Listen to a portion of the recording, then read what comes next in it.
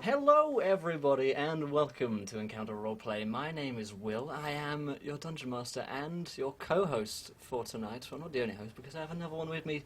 Sydney, how are you? I'm so great. This is very exciting. Well, today is D20 Dating, the Dungeons and Dragons dating show.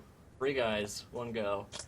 Let's do this. So let's introduce our players today. Let's introduce the guys first. So, Tyson, I see you down there. How are you, my friend? I'm excellent. How are you? I'm very well indeed. So you're excited for today? You ready? Feeling good? As ready as I'm going to be, yes. Okay, that's good news. Okay, Rem, how are you feeling? I'm feeling fantastic, Will. How are you? Uh, excited is the word. A little bit aroused at the crocodile you. hat, but that's the usual. So Tom, how about yourself, my friend? Hello. I am doing alright, thank you, Will. Good. And finally, Lee, how are you? I'm okay. Yeah, you sound great. I'm really nervous, but I think this is going to be really fun. So. Cool. I'm sure it will be. So, let us go over what we're doing tonight, what the rules of the show are, I suppose. So, if you guys haven't checked it out already, you can read the rules down in the chat here. Those are all the rules, but we'll run through them very quickly, so the basis of the show right now. So, Sydney, I'll hand it over to you. Okay. So basically, we're here so me and Will can get invited to people's weddings. That's the purpose of this entire thing. This is what we discussed when Will had us muted and couldn't hear us. So that's what this is for. Alright. So we've got our contestants here for the wedding. And they are going to introduce their characters. They've created these D&D characters that are like their avatars based on who they are as, real people in fantasy settings. And they're going to guess Lee's race and class. And if they get it right, they can go first. And we have 3 different encounters for each, for the girl and each different guy to go through. And if they win, they can get a charm point, which means they have a minute to talk to Lee and try to woo her and all that good stuff. Yes. Or they can get a sabotage point to give to another player, which means that other player has to roll on the sabotage table and answer a really embarrassing question, which will be hilarious. Yeah, it's down there, and that'll be really funny. And the winners at the end of those, at the end of that, there's like a big tournament. There's archery, there's melee, and then there's a poetry contest where they make up something on the fly to try and win the heart of this beautiful lady. And then the winners will be picked by Lee, and they can go on a date in the next Thursday game. Yep. And then if everything goes well, they'll get married, and me and Will will get to go to the wedding. Pretty much. And that's that's the game. Yes, indeed. So, if you guys haven't checked out the rules already, go have a quick read. They're pretty simple. All will become clear as we're actually running through it. So, we're going to go around and see what your guys' D&D avatar is, but not Lee's just yet, because we're going to have you guys guess. So, Tyson, who is your D&D avatar today? My D&D avatar is named Tyson Ramington Post Nice. because that name is glorious. Yep. He's a first level rock gnome fighter. Excellent. Love Okay. Rem, what about you? My character's name is Dirt Ferguson. He is a mountain dwarf druid because he lives in the woods just like I do. He was born in the woods just like I was. He is a product of nature and all the dirt involved, just like I am. All right, then. And finally, Tom, who's your D&D avatar tonight? I am playing myself as yet another paladin. Okay, then. So Lee, Also human. Yeah, of course, yeah. Lee, why don't you tell us a little bit about yourself, I guess, so that the guys might have a chance of guessing your D&D avatar. Okay, so my avatar is incredibly charismatic, fond of burning things. So mostly quite a warm character. Uh-huh. Bit cheeky. I think that's about it. I think that's all we need to know. Okay, then. So, I guess we'll go around and let you guys guess to see who gets the first scene. So, Tyson, if you were to guess Lee's D&D avatar race and class, what would you say it would be? Well, I'm going to choose the most unlikely possible one, and I'm going to say Dwarven Bard. Okay. Dwarven Bard. That's a strong guess. Rem. I am just going to go with what almost every girl I know always plays, Elf Sorcerer. Oh my Throw that out. Okay. Tom, what's your guess? Tiefling Cleric. Okay, then. So, Lee, will you please reveal who your D&D avatar is? I am a tiefling wizard. So close! Pretty So close. close! Not bad. So I think, I guess Tom probably is the closest with Pretty Latifah. close guess. Yeah. Yeah. So I guess we should let Tom have the first scene. So before we get into things, guys, I'm going to just remind you things of a few things which are happening. So if you haven't, of course, hit that follow button, join us, do follow along. This show is a pilot show. If you like this, if you enjoy this, if this show goes well, then we'll hopefully do more of them. So do follow, show some, so that you support this by doing that. You can, of course, there are some different donation stuff going on tonight. You can actually scroll down below. So in the donation stuff, you can see that in addition to the usual donations for tonight, only for D20 dating, you can, for £5, grant a charm or sabotage point to a player of your choice. So you can help them you can help them out, or you can sabotage one of the guys, or you can write your own sabotage question for a player of your own choice. On this sabotage table, you could write it, we'll add it to the table, and if they get it, then they have to answer that question. So you could ask some pretty funny stuff. Honestly, like, I would donate just to get Rem to read all of his answers because Yeah, they pretty good. are so funny. And thank you so much to Contingent Cat for following. Welcome to the adventure, my friend. You're a gentleman and a scholar, sir. So that's the donation stuff going on. Quick note on the rules of chat: be kind to everyone. If there's bullying or people being mean to one another, then you'll get timed out or banned by the mods, because we want to have a nice, friendly atmosphere. This is all just a funny game, so don't take anything too seriously. Everyone's here to have fun, and so you should in chat as well. So I guess we will start the game. So Lee and Tyson. Tyson Remington Post, and Lee, your character is called... I forget. Desi. I forget what... Say that again? Desi. Desi. I'm going to write it in Yeah, the character sheet. D-S-Y, Desi. Cool. So I can see that clearly. Awesome. So, Desi is a princess. She lives in the world of Eros, in the land of Eros, with her father, King John, and her assistant, the butler, Cuthbert. King John is very eager for you to find a husband. He wants to marry you off to someone worthy. But he's not gonna just let you get married off to some prince or anyone like that. He's gonna marry you off to the right guy. He's nice like that. He sent you off onto D20 dating, and he wants to make sure that you find the right one for you. So Yeah, he sent us an email. yeah, he sent us an email. King John has organised these free suitors. And thanks so much to Gareth who donates £3 and 1 pence and says free nat 20 for the player who rolls the longest donger in chat. Alright boys, donger checks in chat for Gareth. Oh, that's so funny. Cuthbert the Butler is his name. Typing is so hard. He's messed up his fingers.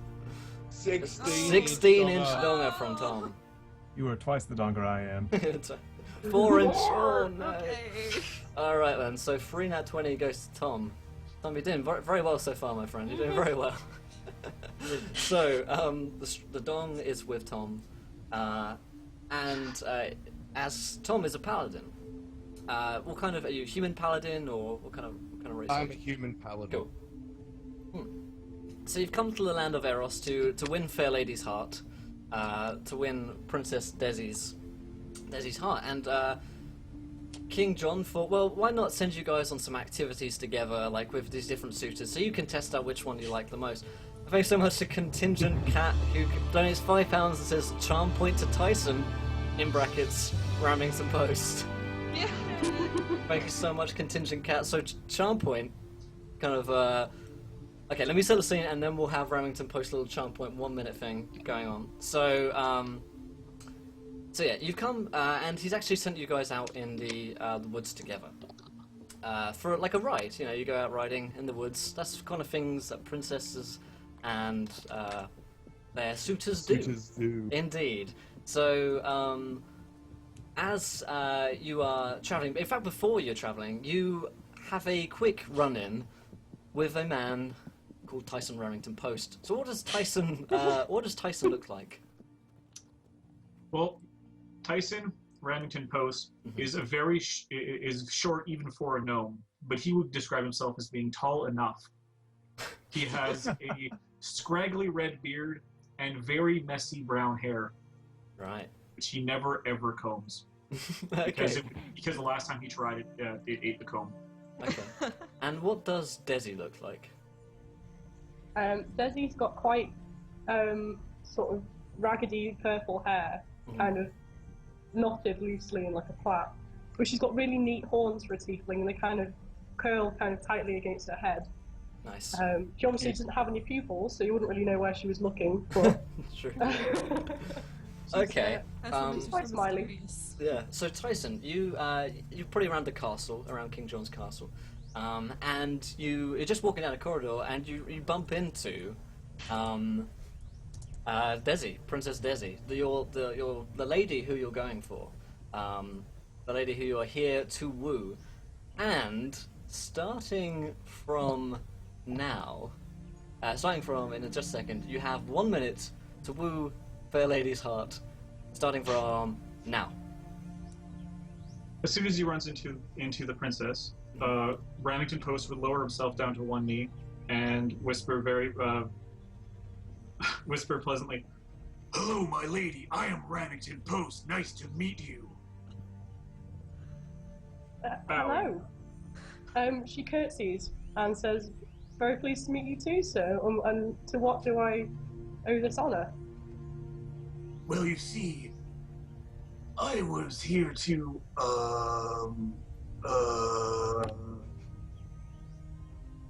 yeah. 20 seconds. Can I help? And then he gets up and slowly backs away awkwardly to go away to go around a corner, Are you lost? 10 seconds. Oh, he's gone. giving her finger guns, going, yeah. Alright. So, Tyson Remington Post just disappears around the corner, and then you see walking behind you the butler, Cuthbert. He comes along. He's an oldish chap. He doesn't ever seem to wear a shirt, and he usually carries a rake on him to clean things up. So he's also kind of part-time gardener around the place as well. And he kind of comes behind you and says, "Ah, milady, good to see you, princess." Hello, Cuthbert. How are you? I am very well. I am here to organise the little outing with Thomas. Thomas? Yes, the latest suitor, a paladin, I believe. You're off to the woods together, and King John has organised this, so he would very much appreciate it if you went. Oh, yeah. Dad does have he does have a thing about me getting married, so I guess I should better go along with it for the time being. Very true. Let's see how these people sort of, it might be nice. He smiles and says, very well. I've organised 2 horses out in the courtyard, and Thomas is waiting there. Okay, yeah, let's go. Let's go and see him. Cool. So you guys head down into the courtyard. It's a big courtyard. You've got these 2 horses ready and bridled to saddled to go, and Sir Thomas, or Thomas, maybe a Sir, who knows, is standing by them. And what do they see when they see you, Tom? A rather large man clad in some pretty well-made scale mail, with a longsword on his side, and a shield on his back. And as they approach, he will bow and say, "Fare thee well, my lady." Good afternoon, sir. Yes, I fare well. How are you? Oh, I am quite nice this fine morrow. Wonderful. Are you ready for our outing? Yes, I am looking forward to this nice jape around the woods. I do quite like the forest this time of year. Are you fond of riding? Yes. Considering one of my many talents is riding, then yes, I do enjoy it. Yes. Nailed it, Tom. Yeah. Don't you make me I'm blush, sorry. stop it. So Cuthbert comes in. He's like, yes, well, let's best get on with horse riding. Horse riding, very important. Up you go, and he kind of helps you up, Desi, onto your horse. It's autumn, we'll say, so that, the forest is lovely this time of year. So I guess you guys just start riding out, and this is the beginning of scene 1. So in scene 1, we have 17 minutes for these players, for Tom and Lee, to complete the task. The exact number of the donger is very important. So if at the end of the task they have completed this task together, then Tom can win a charm point. If at the end they have not succeeded, then unfortunately Tom gets a sabotage. Sabotage point. There we go. Cool. So I'm going to start this in just a moment as I describe the scene to you guys. So, how's it going, Keith? You're riding through the woods. It's pretty good. Why don't you both actually roll me animal handling checks to see whether or not Tom is particularly good at riding. 19. 19, pretty good. That was a nat, I think. Nat Yeah, 20. Nat 20. Damn, you also have that nat 20 from Gareth to use. Yeah, I'm saving that one. Good idea. So, just sort of riding through, and Thomas is And I forgot to add my skill bonus to that too. Well, Nat 20 absolutely nailed it every way.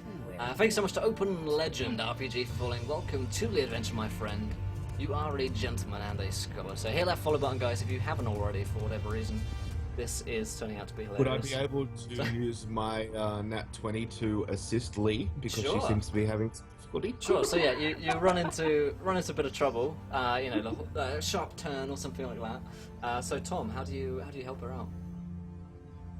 I'm basically just going to jump down off my horse and grab the reins of her horse and basically just wrestle it around this turn.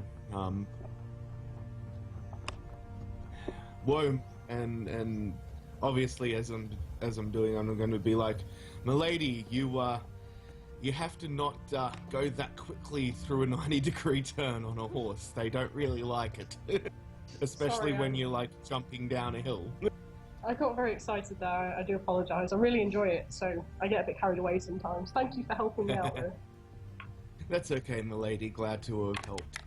So you guys, as you're riding along, probably come to a break after a bit of riding. It's tiring work, and you actually see just to your left, you see what looks like a tunnel opening, and Desi, you'd know that you've never seen this before, and you've been around here plenty of times. You ride the woods a lot, and it kind of intrigues you as to what that might be. Do you see that up ahead, Tom? That strange clearing through there. I've never seen that before. Do you want to go and have a look? Should we go check it out? I quite fancy an adventure. I don't quite see what you're talking about, but yeah, certainly we'll. If you wish to go down there, I don't see any qualms in escorting you down there to check it out. Yeah, it's just this way. If you follow me through the woods, I'm sure I can show you a bit better. I've never seen that before. Okay, milady. So there it is. Fun. these sunglasses I'm wearing. I couldn't quite make it out. Too cool to see right now. Yeah. Yes. So you come to this tunnel, and it actually opens out into this kind of dark-looking cave entrance. And I should say that in light. It's just a cave entrance. It doesn't look evil at all. And there appears to be some kind of ritual circle thing going on. There doesn't appear to be, as you walk down, any entrances or exits other than the stairs which you just come down. But this does look somewhat odd. This kind of mosaic patterns in the floor. And at this point, I'm going to start the countdown. 17 minutes. Oh, okay.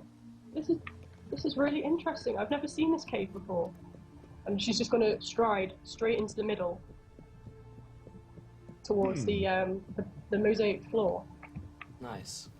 So as you step on it, you can tell that there's definitely a source of magic. You know, you're in tune with the arcane. Roll me an Arcana check to see if you can figure out what's going on here. Sorry, unfortunately, I don't have okay. double monitor, so That's okay. I have to take my time. Oh gosh, that is. Of course, it's just guys just have 17 minutes to figure out what's going on here, and if they succeed, then Tom gets a bonus. If not, then things can go badly. So on an 8, yeah, you have no idea exactly what the kind of source of the magic is or what kind of type it might be, but it certainly seems to be something going on in these stones, which could have something to do with like teleportation. You get the feel like there's you can move from this space if you knew the right kind of spell. Okay. So I'm going to kind of beckon to Tom. I'm already there beside you. Okay, I yeah, just cool. You're stuck. So milady, it's an interesting little chamber that we have down here. I wonder what those 2 pillars that are off to the side do. Yeah, we can go check it out if you want. Could I do an insight, not an insight, a history check, Sure. just to see if I recognise maybe what kind of structure it is? Or... Yeah, sure thing. That sounds cool. Okay. I I'll take you will to a roll cave and mess around with insight some ritual magic. That was me just casting the spell. Yeah. Nice. So yeah, your history check. This seems like similar architecture to that in the castle. So it could be a very old part of the castle, or some like like there are tunnels running underneath your castle. So perhaps this has something to do with King John's castle. Okay. So this is really strange in that I've lived in this castle all my life, and yet I've never encountered this cavern. Yeah. Very interesting, milady. Very strange. Let's go to one of those pillars. Let's have a look at one of those pillars. Sure. So upon inspection of the pillars, roll me perception checks. You're just kind of like feeling them. What's going on with these pillars? Rip. Oh no, not too good there. The 10 from the Thomas. And a critical fail on the other one. Yeah.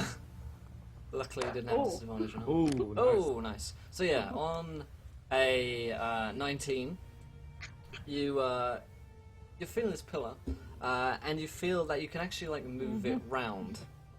Yep, you just yes. Oh dear. No, God will. It's actually feeling that rectangular. pillar. It's not cylindrical. So yeah, you can like pull around, and as you like pull it around, you feel like a clink, like a chunk, as it sets in place. Looks like I am being distracted by the beauty of milady. So, what have you found here? It's Is just there some clicked. sort of mechanism?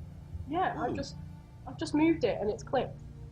So I'm going to step away from it and kind of maybe pull Tom away just in case.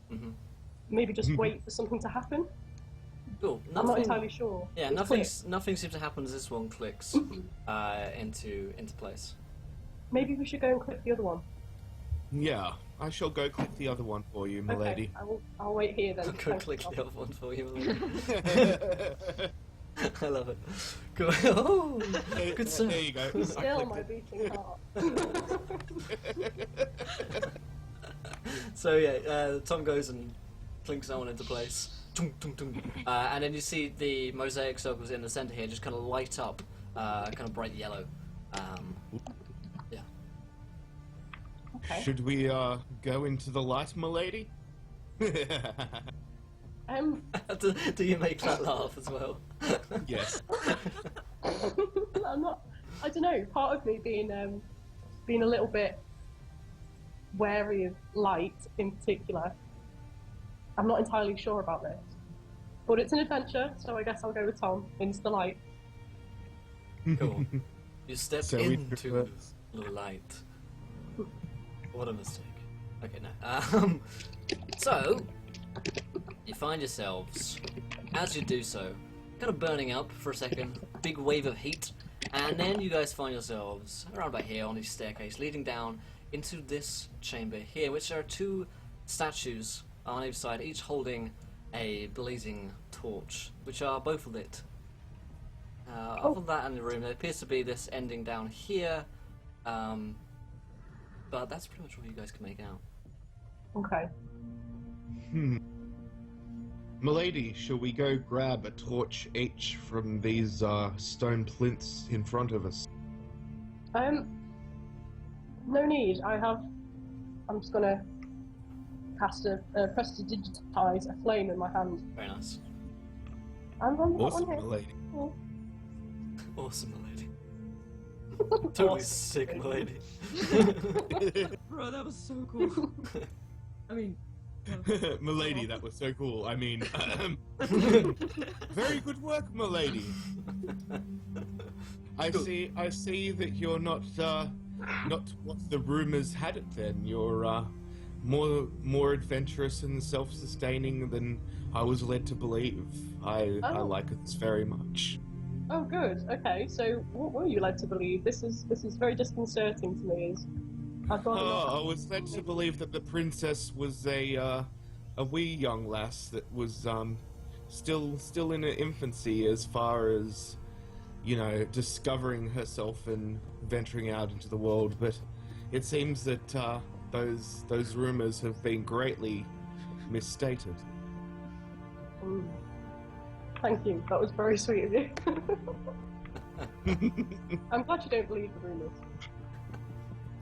Cool, so you kind of illuminate this room with your prestidigitize, as you say, flame in your hand. You can see around a bit clearer. These statues both wear old armor, similar to that of King John's kind of heraldry. And the heraldry of the land of Eros is, of course, a big love heart. No. Oh, God. No, you guys, stop it.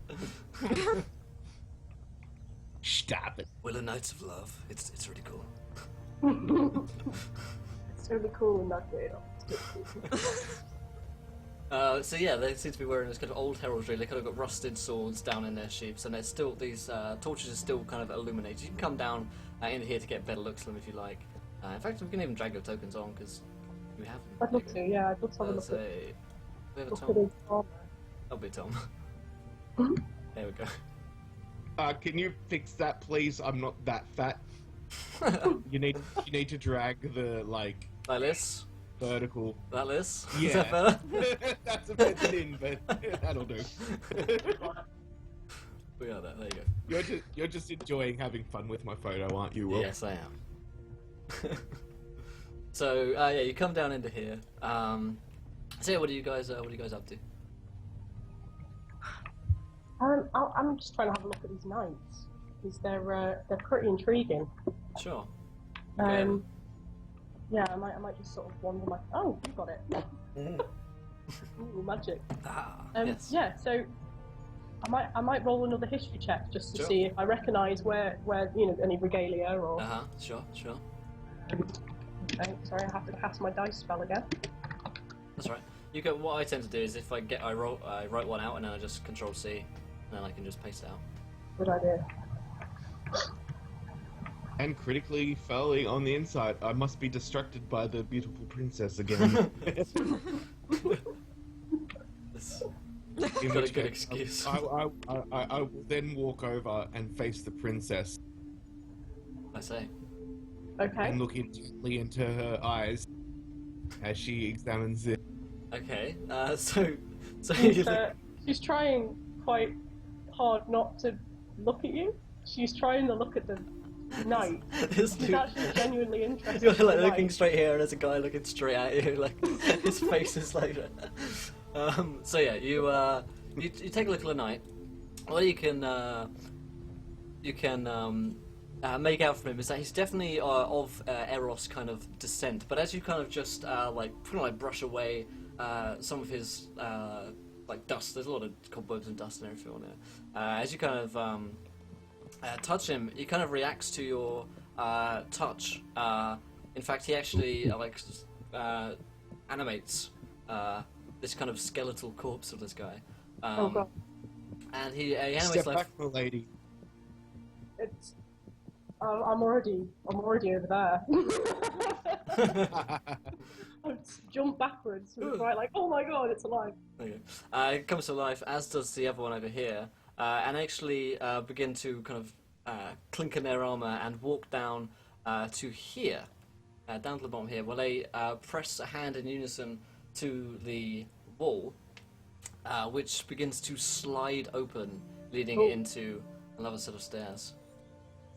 Let's go. So I'm going to grab Tom by the arm and drag him into the set of steps. Ooh. Nice. Milady, you're certainly eager tonight. Today, I should say. Wow. To never explore unknown territory on your own. So you enter into here, where you see some terrible, terrible things. Let's put you guys here. Steady. It's Thomas. Make just a little smaller. So both of you guys roll me initiative. As you see, two skeletal figures with crossbows here, and one in the center. A lot of kind of blood ritual magic going on. It doesn't look too much fun. And he kind of turns as he sees you, and hisses through his skeletal teeth. Play some music. There goes some Still entirely ensconced in like how beautiful this princess is, and how brave she is. Okay, you've got 5 minutes left. Okay, So- can I try and talk to the skeleton Sure, in Infernal? Maybe he speaks Infernal. sure. So I'm going to say, hello, can I ask what you're doing in my castle? And he like turns and like he's got this wand of it's got like a skull on it, so you know it's evil. And it starts glowing. And he turns and says, "John's blood." Looks very surprised at you, and then he kind of looks at the skeletons behind him, and they nod their skeletal heads and clack their skeletal teeth in unison, Oh, God. and then go to attack you guys. I'm not entirely keen on you being in my castle, so I'm afraid I'll have to reciprocate. Yep. All right then. So initiatives from you guys. We have just 420 left.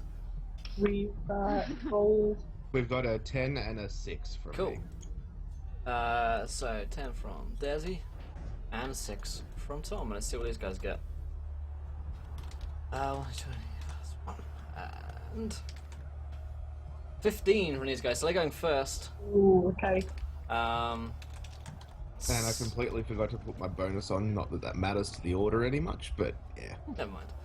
So this guy is going to cast a bolt of energy straight towards you, Desi, for 15 versus your armor class. Oh, that was brown. Oh, he's hit me. Cool. So you're going to take a little bit of damage as he does so. You take 3 as this kind of friend just scrapes by you. You probably do a little bit of matrix on it. And these guys are both going to shoot the big-looking guy. In fact, this one's going to shoot you because he has line of sight towards you, Desi. So, 17 versus your armor class. I'm doing so well with past 2 days. This is excellent. I will kill all love. You take 5. Oh gosh, okay. Well, Milady, are you 0. okay? You're down. She goes down, Tom. I'm down. Yep. I will turn to her and use lay on hands, Cool. Is Oh, this... healing her for 5 HP. All right then. Okay. So. As a reaction to this. All right. Cool. So you heal her. Then what do you do? You got just a few minutes. I shall charge at the closest skeleton. How far is that? They're well within range. At You my can get rule. towards any of these guys. Okay, cool. Yeah! Nice. I charge in. Cool. Give me a roll. See what you can do. Laying on his Swing and a miss. hands. Let's go in Pinky's revenge. Swing and a miss. Swing and a miss for a 3, not looking so hot. So that takes it. These guys go, they'll round on you. And actually on 5 you're not going to die, Lee. You don't have to roll death saving throws, but you don't go up yet at this point. Well, Lee does have. Oh no! Wouldn't my lay on hands have healed her to +4 if she's on 0? Yeah, technically, but it should technically mean that she doesn't have to make any death saving throws. Yeah, Yeah, that's true. Yeah. So Skeleton's going to attack you, Tom. Just a minute and a half left for a 4. Other one's going to shoot you Yes. for a 3. Other one's going to hit you for a 13. The 13 hits. Cool. You're going to take 4 damage. Your turn. Yep. Wouldn't that be? Oh, you're just skipping Lee's. What would have been death saving throws? Yeah. Okay. Roll me a just a d20, Lee, so you can get up. See if I can get it up. The screw. Yeah, so you can get up. Let's do this. Okay. Oh, I got it up 10. Oh, not quite enough. All right then. So Tom, what do you do? I will. You have just 1 minute left. So we're going to kill these guys, or you get her out of here, or... I think on that second swing and a miss, I'm gonna say, "Milady, we must retreat." She's like dead. Agree. She's like lying dead on the floor. She's not dead. I'm just kind of staggering a bit. She's not dead. She's just on the floor moaning behind that pillar. Okay. Alright then. Shall I roll athletics? Roll me an to see if I athletics can check. pick her up and get her out. This is when we realise that everything becomes phrasing because we're doing this. Yeah. And I do not. she Damn, no, on a pissed me 7. off. On 7 you can't pick her Oh, up. no. These guys are going to get another round of 5'11" shooting. and pretty damn stocky, so you'll have a hard time. So you take an 11 versus your AC, Tom. Miss. A 3 and a 2. Miss. And on that one, it just pings off against the wall and fires back at him. So you got one more chance to save Fair Lady's heart. You have 7 seconds. Roll it quickly. Yeah, that'll do. You should use a net 20. Oh yeah, +1. Plus one, 12, cool. No, it's 12. Yeah, I succeed. it's above my. Alright. So, Sid, what happens at the end of this? Okay, at the end of this, depending on whether you succeeded or failed, which will be the judge of that if he thinks you succeeded or failed, you can get a charm point, or you can give a sabotage point to another player, or if you failed miserably, you get a sabotage point. You can answer something embarrassing. But also, we have 3 questions to ask you guys just to get to know you guys and try to get the wedding rolling. So. Okay. These questions are for both of you guys just to talk about yourself and get to know each other, like on Match.com, how they do. So, question number 1, which one of you wants to answer first? Ladies first. Lee, you can go first. Thank you. Okay. What do you like to do in your free time? Ooh, well, I like to program. It sounds a bit rubbish, but I like to write little programs. I like to make jewellery. And I like to draw and paint. Quite a lot. Digital mostly. Very nice. That's very nice. Okay. And Tom, what do you like to do in your free time? Well, I am going to be. I have been doing a lot of prep work for IT degree. Otherwise, I like to play music, play my guitar, game, go read books, watch movies, bushwalk occasionally. Okay, well that leads us into the next one. What's your favorite book?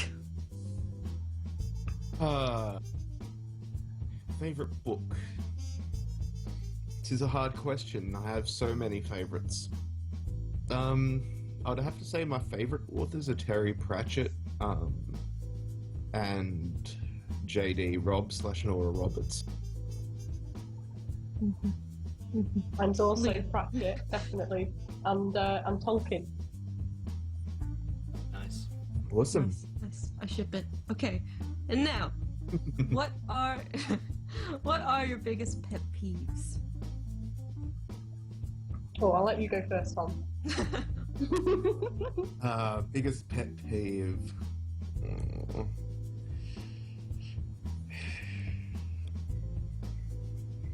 thinks intently about what annoys him the most. I would have to say people who don't bother closing doors after themselves. Oh, retweet. Yes. Okay, well, I've had to really think about this one. But my biggest pet peeve is when you're trying to explain a thing and people jump to a conclusion and go, "Oh yeah, I know that. I totally know that. I totally know." And I'm like, no, just wait a minute. Wait for me to finish.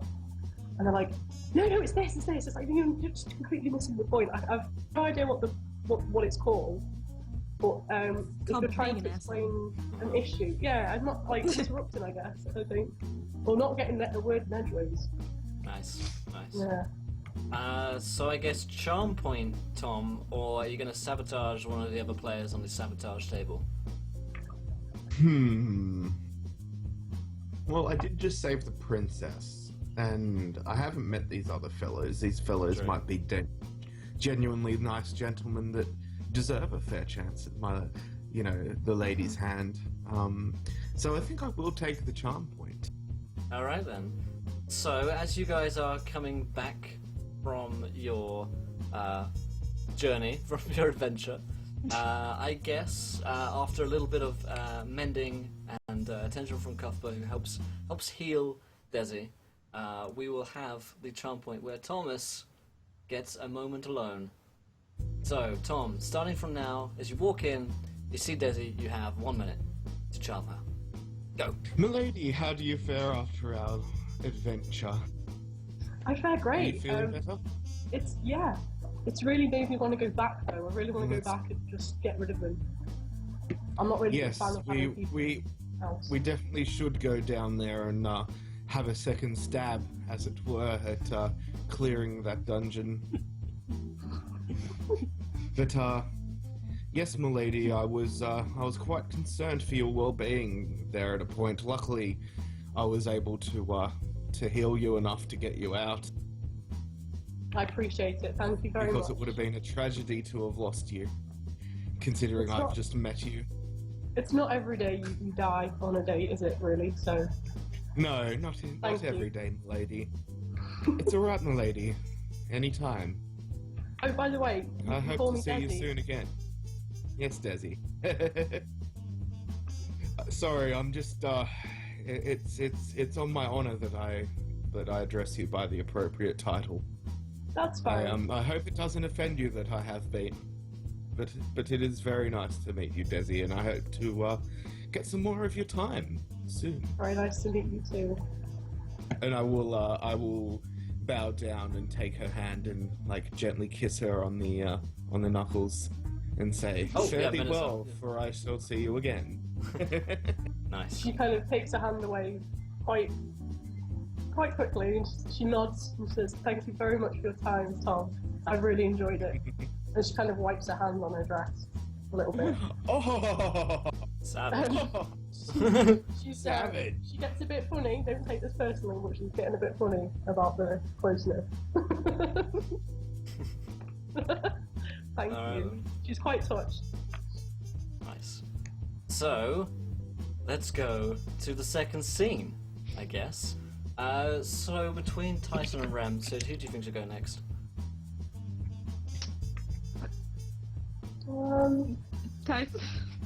Tyson.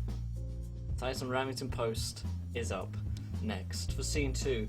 So as we start scene 2, guys, do remember, hit that follow button if you haven't already. Join us, show some support for the show. You can, of course, donate to give players charm points or sabotage points. You can make them roll on this sabotage table here, which might be a lot of fun. Or you can write your own sabotage questions to sabotage one of the players if you so desire. So, Tyson, you have a date with the wonderful Desi. You're here to meet her at a tavern for dinner. To meet a princess at a tavern for dinner. It's a very nice tavern. It's like the castle's tavern. I'm quite a laid-back princess. She's a pretty laid-back princess. So, Desi, there's Cuthbert is obviously waiting. and he says, "Milady, how was Sir Thomas?"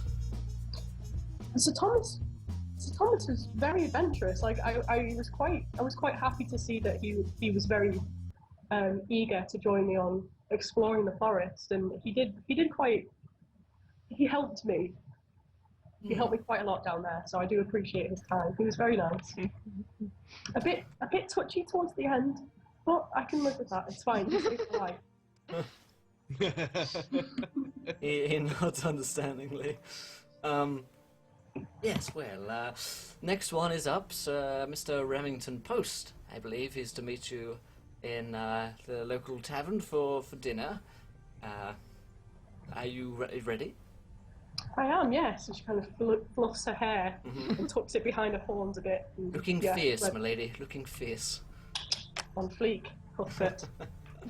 So he doesn't know what that means because he's no. By the way, I do say I absolutely love that line artwork that you did for your character picture. Oh, thank you. Thank you very much. Nice. So, you guys head off to the tavern. So, Remington Post, are you going to be waiting there early, or are you going to arrive late, fashionably? Fashionably. I think fashionably late. Only slightly though, because I like to be on time. Only slightly. Yeah, he's only a little bit late, Mm-hmm. and he's actually bothered by being late, but he's still a little bit late because he made himself look foolish earlier. Gotcha. So, you guys pretty much arrive at the same time because you're both slightly late. And this is, of course, Remington Post, the man you saw earlier. And you're just at the door to the tavern.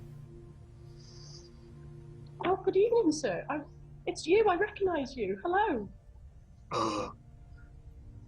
Hello, princess. Yeah. Are you ready for some nice food? I hear they do some really good roast meat in here. You know, like beef and chicken. And... Oh, have you eaten here before, madam? Yes, I come here quite a lot. It's my favourite tavern. Oh, well, whatever you recommend, I'm sure it will be fine. Well, As long as it's lots of meat. Should we go? Should we go and be seated? I say. Yeah, he'll gesture towards the opening the door for her, and gesture for her to lead the way. Cool. Well, he'll reach up for the door rather. Yeah. Makes sense. So, you find yourselves in the bustling heart of a tavern. There's a lot going on. There's a lot of people getting food, eating, drinking, the usual sort of things. You know the bartender, Greg. He welcomes you as you come in. Was that the bartender Grog or the bartender Greg? It's Greg. It's Greg. It's Greg. Hello. I'm going to wave at him and say, "All right, Greg." He says, "Oh hi." How are you doing tonight? All right. Do you fancy getting us? What do you want to drink? What would you like to drink? I'm here on an outing, and what do you recommend that we should drink? Well, and he goes and gets some strong brandies out, sets them down on the bar for you two. Thank you. I'm going to put a gold coin on and just sort of slide it towards him on the bar. He smiles, okay, and goes back to his perpetually cleaning a mug. Remington would try to pull out a stool for the princess, but the stool is slightly larger than he is, so he's having great difficulty doing so. Nice. I'll politely wait until he's pulled it out a little bit, and then I'll just kind of pull it out the rest of the way and sort of see. What are we talking about? Oh, now? thank you. Oh shit. The bar stool. Gotcha. He's having difficulty with the bar stool because it's an average bar stool height, right? Just checking. Cool. Yeah. Yeah. Makes sense. And then he's trying to climb up, spends a good like 20-30 seconds trying to climb up a bar stool because it's taller than he is. At this point, I'm really wondering: do I offer to give my date a boost? Right. Into the stool? That awkward moment when your date is a gnome. That awkward moment when your date is like 4 foot shorter than you. Yeah. He's That's even so short ruthless for a about me. gnome. And you're a tiefling. Yeah. Yeah, well, eventually he'll make it up. He's Okay. relatively athletic. I'll sort of hold that. I'll hold my hand out. I'll be like, "Do you need a hand?" He'll actually put his foot on your hand and go up and. Thank you very much. Okay. I'll laugh at his athletic and acrobatic display of getting on a bar stool, and I'll slide this whiskey towards him and say, "I've got your drink. What would you like to eat?" Oh, What would you recommend? Well, I should probably ask for a menu. Sure. They've got meat, more meat, different coloured meat. I'd like the different color meat, please. I like the Maybe- the more meat, please. Oh, phrasing. Okay, so. This is too much fun. I didn't even know what I was doing. Okay, so yeah. They have filet de mignon, they have a T-bone, and they have everything above. Yeah. So, they come and bring you some meat. You get stuck into the meat, and after a while, you hear a commotion coming from the side of the tavern. There's actually like a cellar door leading down, and you hear some commotion going on there. And it appears that one man, who appears to be a guard, one of the knights of Eros, of your fathers. He runs out, kind of all bloodied, and looking very shocked. No. Can I go and see if he's okay? Yeah, sure. I'll tell Mr. Post that I'll be back momentarily. I have to go and check that this man is okay. Immediately as soon as she says that, he hops off his bar stool and goes with her. Yeah. Nice. So you guys make your way over to the man who you recognize to be Harold. Sir Harold. And he's got some scrapes all over him. And he looks very kind of harried, and he looks at you and says, "Oh, Princess." Are you okay, Harold? What's wrong? Oh, well, no, really, we were down in the sewers down there, and we were attacked. There's What? two of them still down there. What were you attacked by? These creatures with hooks for hands, and oh, Oh God. I barely made it Okay. out of my life. Oh, Doesn't matter, we have to help them. What was that? Doesn't matter, we have to help them. And then Ramington just runs off. Okay. I'm gonna sort of look at Harold and nod and just sort of pat his face a bit and say, "Oh, it's gonna be okay. You go and get yourself to the medical wing, and I'm gonna chase my eager date." When he's too keen. Cool. Well, He can't wait to get out of it. So, you guys find yourselves with only 17 minutes left to enter here. So you find yourselves down here, and I'm going to bring your tokens on here. And Ramington Post, do you have a token, sir? No. Okay, let's just find a gnome real quick for you. There's some very fun gnome tokens on this one. Let's just... There's no place like gnome. Let's use here. Oh, Tom, really?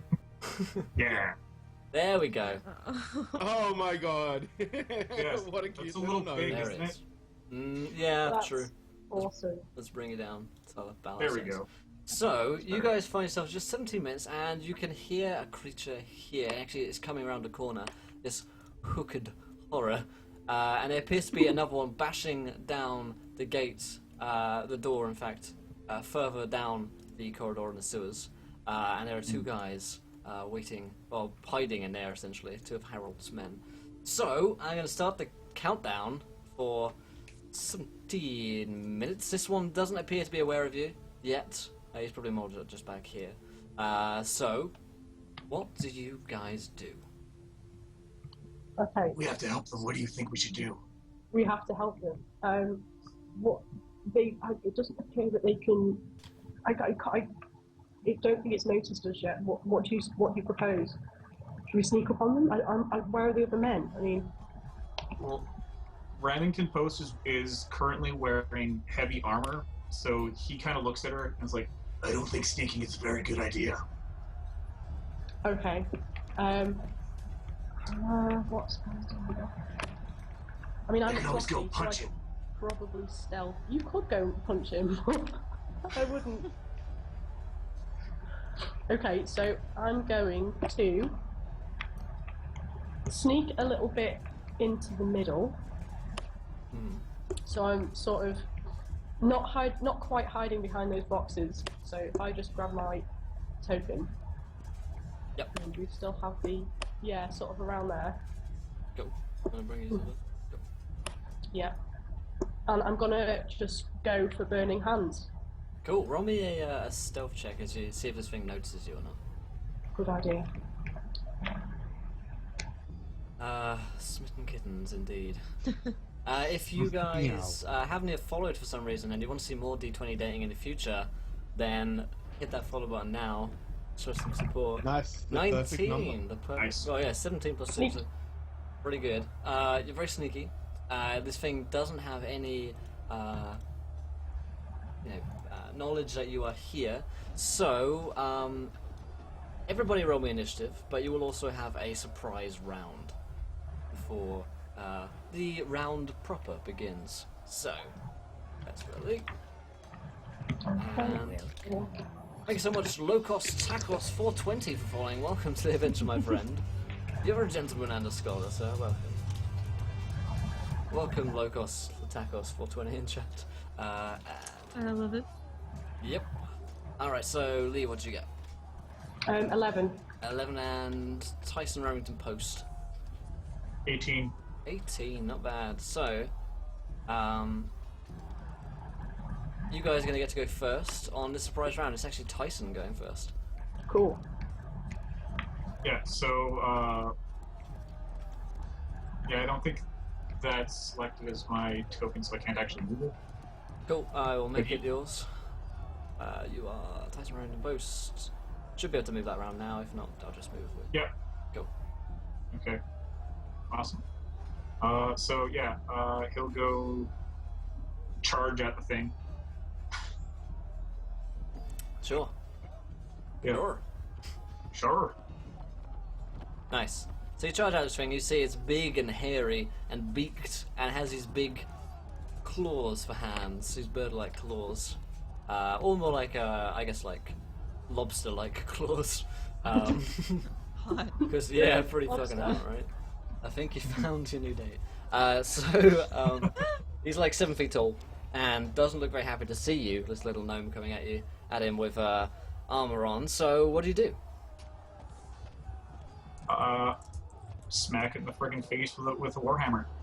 Because who doesn't wear chainmail, a warhammer, and a shield to a date? Me. Right? Well, Remington Post does. He needs to ram many posts. He does. He has many posts to ram. You can't ram posts if you don't have a hammer. It's a well-known fact. He's pretty keen. Cool, so give me a roll. Let's see what you can do. This is good. Is that the button I want? 20. That's a hit. How much damage? Yeah. So, how much damage? 1d8. Got it somewhere. You haven't seen nothing yet. How's it going, Demigods? So 7 damage. Cool. So he takes 7. Where's my notepad? Here we go. As you, what would you look like when you're attacking this dude? Well, Remington Post is screaming at the top of his lungs and like leaping through the air with his hammer, going, I'm going to kill you. I Nice. kind of just stood there like that, watching him. this little ball would just sailing through the air. Nice. Lee, it's Desi's turn. Okay, so I'm going to go for burning hands. So I'm gonna. Shout out to Demigods who actually helped us come up with this idea Yeah. for the show. What a legend. So he has to make a dex saving throw. Oh boy. Oh boy. He's not particularly dexterous, being a gigantic bird man. He rolled 11. What's the DC on your? It's 15. 15. He doesn't save. So what happens to him? So a cone of fire erupts from my hands and surrounds him. He then Nice. takes, I shall just tell you,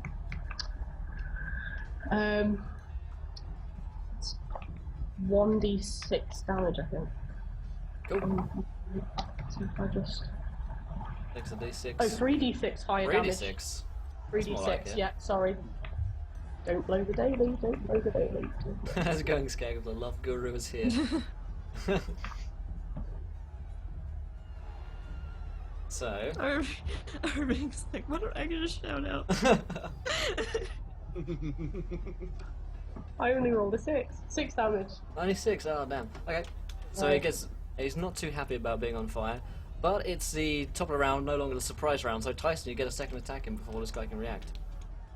Okay, well, Remington's just going drop to... Oh, we lost Lee. Oh no. Oh, Sorry! okay. I'm back, sorry. It's okay. Welcome back, Lee. Okay. Yeah, well, he's going to swing his hammer again at the bird thing. Nice. How's it going, Brian? 15 is a hit. Roll that damage. He's suddenly recognizing my conditions. How's it going, Sasp? Yep, this is Spirit Benny. Spirit Benny, I haven't seen you in like months. How's it going, dude? Oh, what? Why? 6. Alright. You guys have done a total of 19 damage against this guy so far. It's Lee's turn. Desi. Oh, you're muted. Desi muted. Yeah. Sorry. That's okay. I'm gonna cast Ray of Frost cantrip on him. Nice. That will do. So there you go. 1d8 cold damage. Cool. Do you have to make some kind of roll or do you have to make some kind of save? Yeah, it's a ranged spell attack. Cool. So roll at your spell attack modifier. Plus you, yeah. Monitor. Sorry. You do, yeah. It's the best thing. Yeah, just to remind you guys the rules. There you go. Be kind. Don't be weird. Because we're kind of doing enough of the being weird for them. Yeah, there's more than enough weird going on Yeah. tonight. More than enough awkward. I think so. And of Finger course, guns. if you guys haven't followed, hit the follow button. Join us in this D20 dating adventure. And of course, sign up to the next D20 dating if you want to be on this show. It's a lot of fun. It Alright. is very fun. So an 8 is unfortunately a miss, and he's actually going to get a chance to attack Tyson Remington Post with his claws now, and he is going to roll an 11 versus your armor class, Tyson. It's not gonna hit. Goddamn, but he's going to come in with another claw. He's not done yet, and he rolls a 16 versus your AC. Which is not gonna hit. Nice. Therefore, top of the round, Tyson Remington Post. How's it going, Soliloquy? Good to see you. But, so he's gonna swing his warhammer again.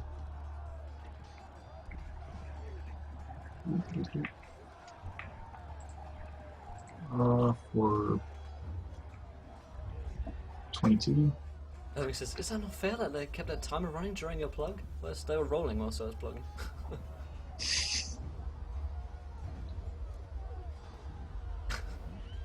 So, 22's a hit. Yep, roll damage, sorry.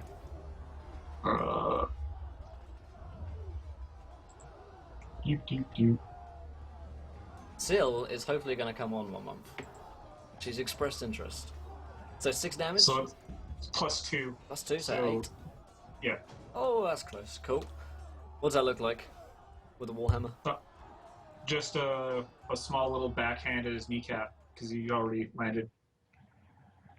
Nice. because Remington isn't very tall. Cool. This takes it to Desi's turn. Okay, I'm going to try burning hands one last time. So Nice. he's going to have to do a dexterity saving throw. Nice. Let's give him that real quick. So, roll. This one, copy and paste. Thank you so much to Virus Sniper for playing. Welcome to the adventure, my friend. You're a gentleman and a scholar, sir. And an 18 is a save, unfortunately, so no damage there. It's half damage on a failed save. Nice. So, roll damage. Yes. I shall. Okay, No so worries, he sir. takes 6 damage? Yep. He is down. Yeah! So, okay, let's bring that, and he's dead. He slumps to the floor with a screech, and you can hear the sounds of another creature screeching away and battering at his door. I was going to say wood, and then I decided not to. So, what are you guys doing? Well, as soon as the creature goes down, Remington throws his arms up in celebration and bounces a little bit, Nice. making a cheering. She's gonna clap. He turns to her and is like, "That was awesome." That was really cool. You did well. You hear He's like- the screams of some guards from below, like help, help, help! We're Let's like go so help them scared. now. Remington nods and then turns and then charges towards the other one. Cool. So I'll bring you guys about here. You're being stealthy. You're just running straight towards this thing. Remington does not stealth. He charges at danger head on. Nice. Alright then, so it's not going to be any stealth round, so all of us roll initiative once more. This poor guy. Or in fact, you can keep your same initiatives, I can just have this one roll. Again, just for the sake of speed, in fact.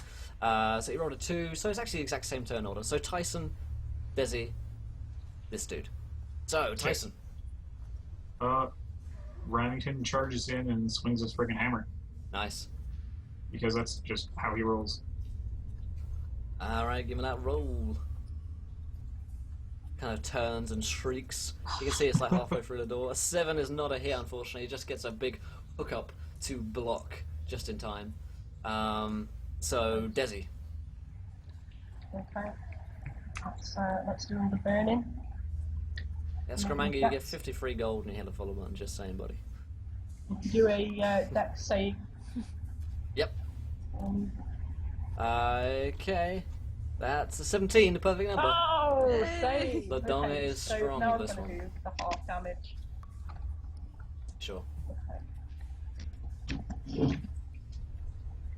Let's 14 see. damage. 14 No, not damage, 14, so half of 7. that. So it Yeah, takes 7. there you go. Nice. And Nice. nice. That takes us to this guy's turn. He's gonna swing back at our friend here, Mr. Remington Post, for a 19 versus your armor class, That's gonna hit. and a 12, which is a miss. So he does a. Did I just roll D20? Wait, did I even roll 1D20? 1D8 is free. Did I even go through? Rolling dice. Okay, you take 10. As he hooks a pincer down into you and squeezes. Pretty painful stuff. But it's your turn, Tyson, on top of the round. Okay, so that was seated. That's a lot of damage. Okay. Remington will use his second wind for the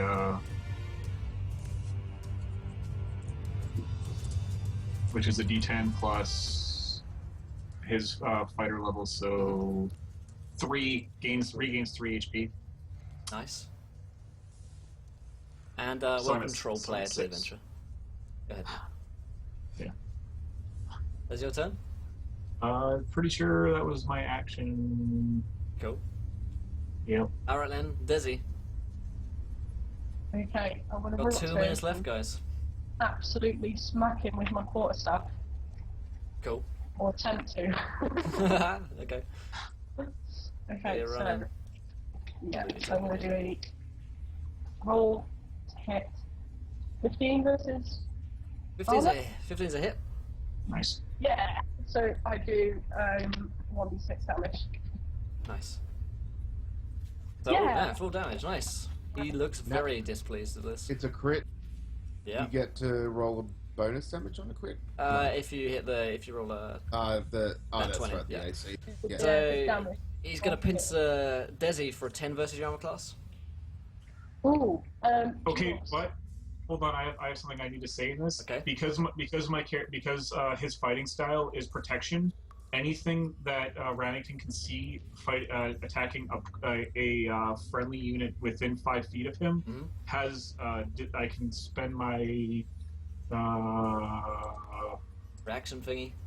my reaction thingy to give him disadvantage. Cool. Roll 10. If it's disadvantage, it's a 5. So you rolled 5, misses. Tyson, your turn. You've got under a minute. Just Okay, roll. Rannington swings, misses. Swing and a miss. Okay, Desi. I'm gonna try again with my stuff. So, one hit. Cool. 16's a hit. Sorry. Yeah. Yep. Yep. And then.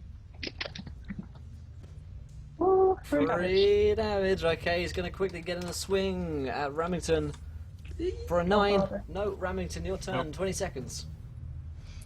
Nope. Nope. Desi. 15 seconds. Yeah, one more hit. You can do it. We got this. 19 is a hit. Nice. Quickly roll damage. 5 seconds left. Oh, God. Go. 3 damage. He's Oh, down. Cool. Yay! That was close. So you take this guy down, break down the door, and the 2 guards inside are very, very thankful for your help. Thank you so, Princess Daisy. Thank you, and your friend. Thank you so much. We were surely dead without you there. Well, Harold came into the tavern. He looked really worried, so he said to come and see what was happening, and Ooh, we're just glad you're okay. yeah, just as well he did. Well, we better head back to the castle. Thanks, gnome. Oh, it was all her. Okay. Well, we'll see ya. Bye. Hey. We're gonna go get drinks of grog now. Bye. Cool. So that is a success for Tyson Remington Post and Desi. So end of scene 2. Sid, take it away. Okay, so now we have questions to get to know you guys again. So, number 1. If you could travel anywhere in the world, where would it be?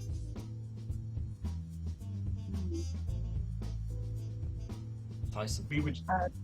Me? I have to go first? Yeah, I'll ask you first. Okay, I'm actually not sure. There are a lot of places I would like to travel, so picking one is almost impossible to do so.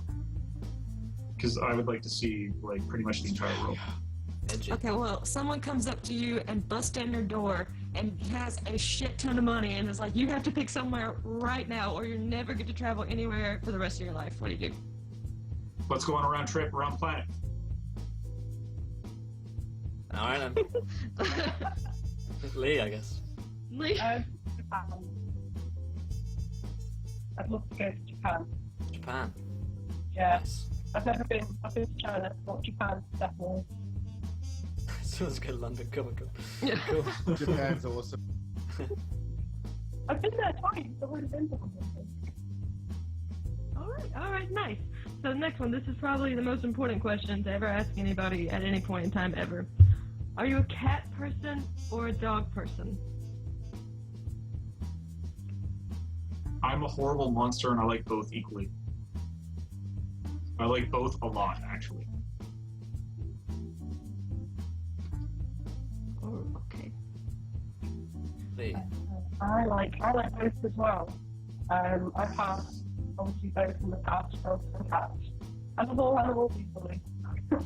Okay. Cool.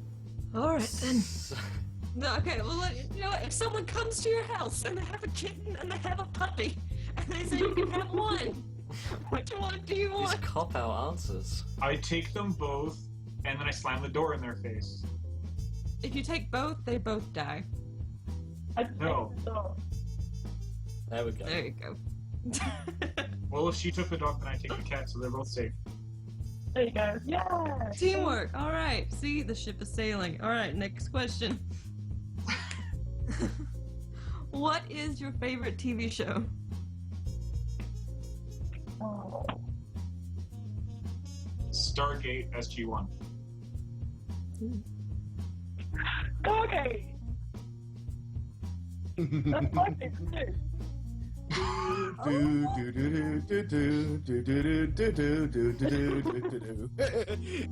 Play Stargate. Okay, Look then. at the ship. The ship is sailing. This is great. Now, So- so, three-way Stargate ship. Yeah! Stargate Atlantis. So, Tyson, you now have the choice of either using a charm point or giving one of the other players a sabotage point. I want to give Rem a sabotage point because Sid said his answers were awesome. They are. They're so good. Alright, Len. So, Rem, roll me 1d6, please, and we'll I will roll consult you 1d6, the Will, sabotage because table. Oh my I god. have no shame. 5. Alright, on a 5, what is your biggest fear, Rem? Oh, biggest fear. Honestly, city traffic. To hell with city traffic. I have dealt with driving through those little interstate bypasses and stuff. Been in wrecks with that. Wasn't my fault. Mhm. Person behind me didn't brake in time. I broke in time, and then she broke my car. That was fun. Just general, I get road rage really, really bad. Sydney knows about that intersection near Crystals, Yeah. and just how everyone's IQ drops 30 points when they get near there. And it's just, good lord, people, use your freaking blinkers. Learn when to, don't pull out in front of me or I will hate you. And if little country drivers like that can get so bad, and I know that there's stupid things in the city as well.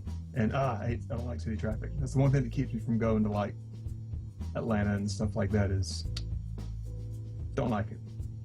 See, the funniest thing about Rem's road rage, though, is Rem and I have the same car, and it is a very little, bright blue car, and the horn is like one little beep. So, when Rem gets mad in the car, he's like, beep! Use your freaking blinker! It's like a bear in a clown car. Just get out of the way! Because I can't intimidate anybody. I'm driving a Versa. I think so. Sydney's dying a little bit too there. Yeah, it's fun. So, let us go to the last scene with Yes. Rem, aka Dirt Ferguson. So, scene 3 is it's a good one. So, let me get this smooth jazz off so we can enter back into the world of Eros. Let's go. So, as you guys are coming back, I guess it's probably the next day, and good old Cuthbert is awaiting your last suitor, and he says to you, Princess Desi, he says, well, of course, there's going to be the grand tournament tomorrow where all of your suitors will be able to show off their abilities, and you'll choose a winner. But we're having some problems on the field. The field itself appears to be, it's like molehills, but they're not molehills. They're worm hills. The purple worms who live underneath the training fields are getting rather restless. And, well, I thought maybe just for your first date, seeing as you've been going on so many adventures with your different suitors, that's this Dirt Ferguson fellow. Well, you might want to go and sort out these purple worms. Their leader, Pootpot, is incredibly talkative, and he's up for a conversation, but some of his fellows are not, so you might have some trouble there. But there's a cave entrance leading down to them, which should be easily accessible if you'd wish to go down there and sort out the grounds for tomorrow. That sounds good. I mean, considering how the dates have gone, we should probably maybe stick to the theme. And Dirt, what a name. He sounds like he'd be up for some Dirty. worm playing as well, yeah. Yes, indeed. So, here he is now, coming down the corridor. What do we see, Rem? You see, he probably like starts, waddling down, and then right before he gets that last step, he trips, rolls forward, and then pops right back up, sort of like that, and kind of, whoa, oh my goodness, that last step was such a lily. What's going on around here? Woo. He looks around all disheveled. Dirt Ferguson, this is Princess Desi. Oh, hello, ma'am. Like he said, my name is Dirt. It rhymes with hurt, and that's what I can do to bad guys who want to mess with me. But not to you, ma'am. You're a fine young lady, I can tell. So it seems we got a worm problem out there on the field. There's some holes popping up, and we gotta get them there inside them and take them out. Are you willing to come with me on our little worm escapades where we go digging? You want to do some digging, lady? She's really Dirt. taken aback by this, and she's just like, with every word, she's like, oh. She nods excitedly. She says, I will be Apologetic. most up for worm digging. Let's go get him. All right, let's go. He like grabs her by the hand, and they start like booking it back the other way. Just so excited that he's found someone who shares his love for digging in dirt. Thank you so much, Tice. Bourdain, £5. He says the tournament announcer is Jar Jar Binks the NPC. Oh God, no! Misa, do the tournament. Oh, hi, Annie. Cool. Thank you so much, Tice, for making me do this voice for probably the third time, making me whip out my Jar Jar. So, speaking of which, let's go to the scene. So, scene 3 begins with you guys entering down into the Purple Worm Tunnel, which is essentially a tunnel burrowed by the purple worms. I know, I couldn't have thought of any more phallic imagery if I had tried. So, you enter down, and as you come to this, you see this in front of you. You are here. You guys are around here. Let's drag you in. Ooh, nice map. Thanks, sir. Very You nice. guys are standing up here on these kind of crystals, these purple crystals, which the purple worms like to hang out and live around in. Down below is searing hot acid, which doesn't look particularly fun. But there are several points which you can jump across to get to safety. There are these two giant purple worms kind of milling around. They pop up every now and again. They don't look particularly friendly. In fact, they look kind of hungry. And when they notice you in, they kind of start to take an interest in you, though they're not directly going to like kill you or attack you or anything. And further across, you see a passage leading down here where old Pootpot is hanging out in his. He's just poot-potting and chill, pretty much. So, so I will start the timer. The task is, of course, to find Pootpot and to convince him to stop his purple worms from messing around the tournament grounds. So, time begins now. Oh, all right, madam. You ever dealt with these purple worms before? They're nasty. Oh, there I have, no. Have you? Oh, yes, quite a good few many times. I mean, yeah, they can be a little bitey, but I mean, and they got some dirt on them, but so does my face. So let's see here now. Well, what's best worth to do, I think, is let's mosey down this way. Just, hop along. Don't fall in that acid there. It'll get you. You don't have the dwarven resistance I do, so we're just going to creep ourselves down south. All right. Creep down south. Creep down south. Party down south. I don't know why they call us creeps down here. We're kind of normal now. We're all good people down here, really. Oh, well, here's... All right, now, you see that rock? You see it right there, that little rock hiding out? I see it. Okay. I am going to step to the edge of this rock that we're on and lean forward and grab it. And you're going to walk across my back.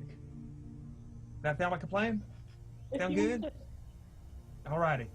Okay, well, what do I roll to do this horrible idea? It's going to be an athletics check for you to hold on. Okay, athletics check. I think it's a brilliant idea, just so you know.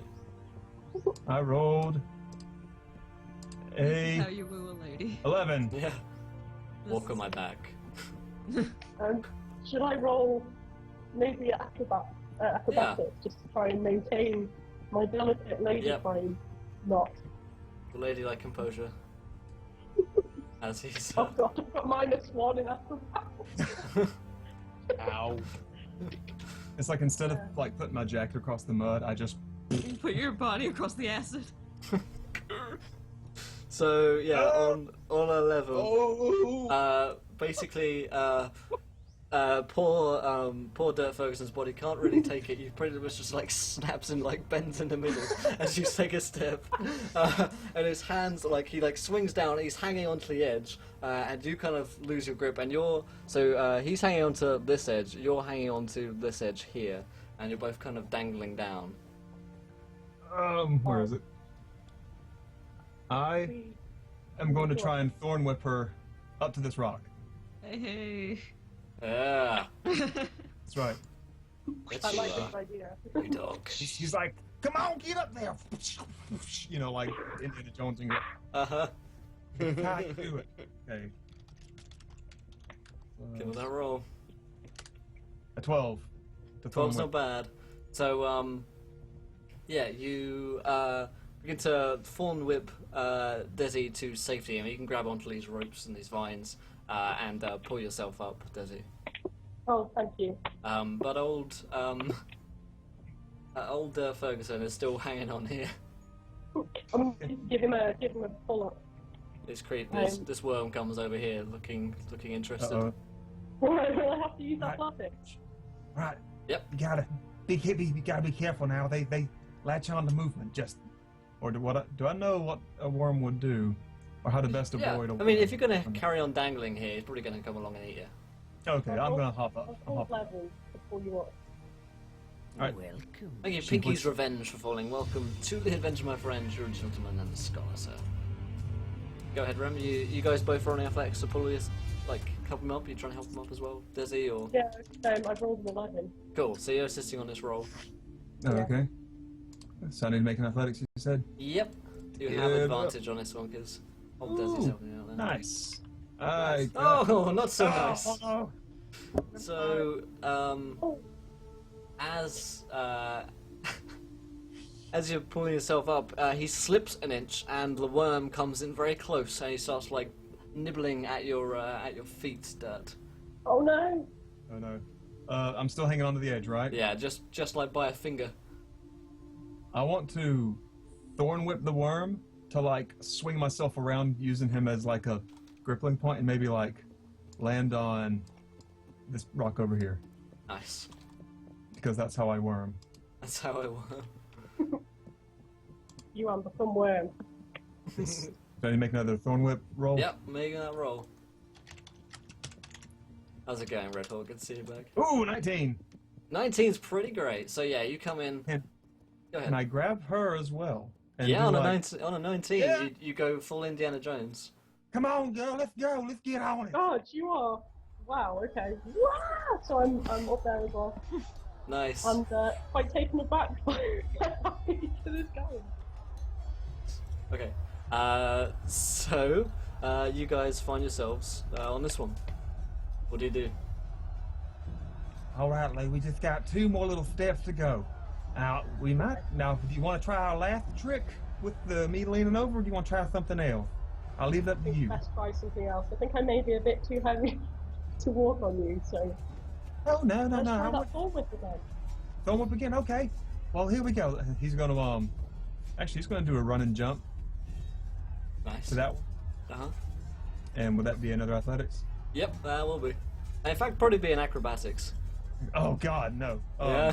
Whatever I said. It. Hit 8. So yeah, on an 8, you go for another jump. It's another trip and fall. You're very like this time. You're kind of you fall all the way down, but you grab onto a bit of the crystal, and your feet are just like dangling in the acid. It's Okay. It's very very hot. Just and this man fail after fail. Just oh no. Am I able to do ray of frost on the ground where his feet are and maybe Yeah. raise it up? That's a good idea. Just so while he's scrabbling around, his feet don't burn off. Nice, nice. Okay, so if I just roll.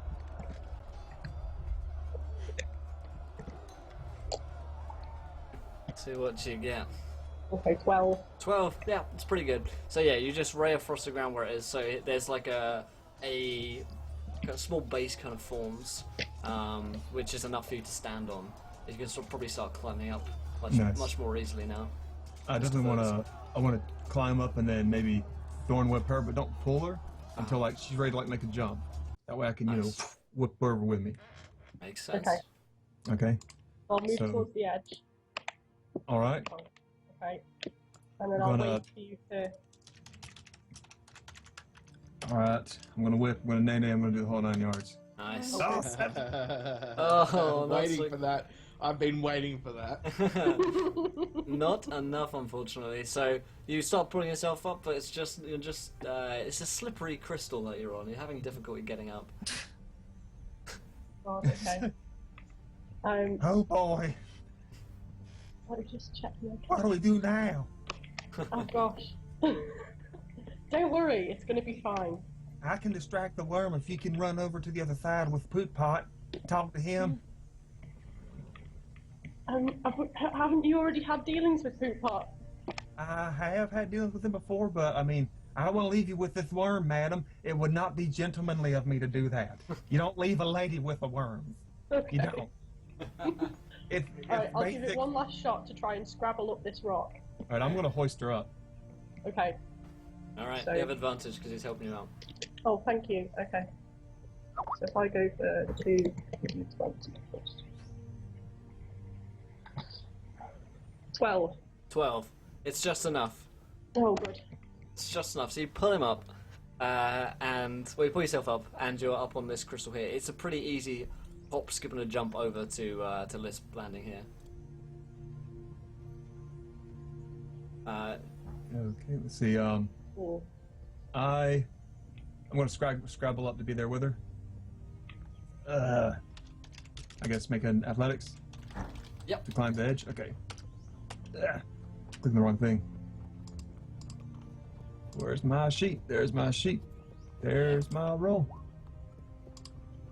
8. It's not working. So Oh no, I can't help you. the worm actually starts like snuffling at you and starts actually starting to dig its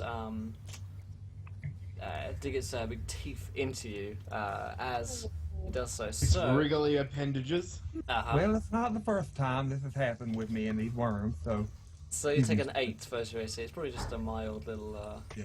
nibble. he's like, you know, he's laughing at it. He's getting tickled by it. Getting tickled by the purple You worm. stop that, purple worm. You stop that. You know. I want to use this tender moment between me and the worm to try and hop onto its back. All right, animal handling. Animal handling. Let's see. Where's my sheet? All right, wormy. Woo! Nice. 14. So yeah, on a 14, he's he kind of softens to your touch. He recognizes you probably. It's true. It's like my raincore pet. Yeah. So he's just hanging out. He's not aggressive. He's gone to Okay. he's gone to an amber. I'm back. Okay, wormy, now you listen to me. I want you to do a favor for old Dirt now. Can you do a favor for old Dirt? I talk Kind to it. Kind of makes Wiggle, wiggle, yeah. soft wiggling grunts of approval. Can you just lay down right there and let the nice lady walk on your head for a moment? I promise that I know she's wearing high heels, but they're not that sharp. She's They're not not wearing high stiletto. heels, I can They're, promise they're you. not elven made heels. They're dwarven made heels. The horn, gotta- the sharp parts are on her head. He snuffles and comes over here. He gives you his head. Like, all right, go, princess, go, I'm gonna Desi. run. I'm gonna Before run. he gets upset. Okay. The worm softens to it. Oh, how do I say these things? Okay, so he helps you get over onto this side, where you see Poop Pot. He's actually kind of wiggles over towards you. Oh. I'm gonna sort of wave.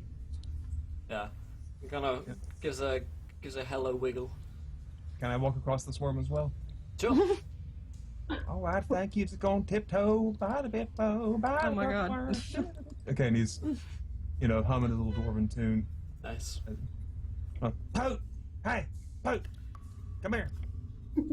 Kind of, We have to have a discussion with you about your manners and the way you run things down under this dirt. You know, I'm the only dirt around here that... And he starts wagging his finger at Poot Pot. nice. Fighting the skull. Yeah. He, Intimidation? you give me an intimidator roll if you're trying to scare him. I'm just trying to. Sure, why not? Hey, I got a 10.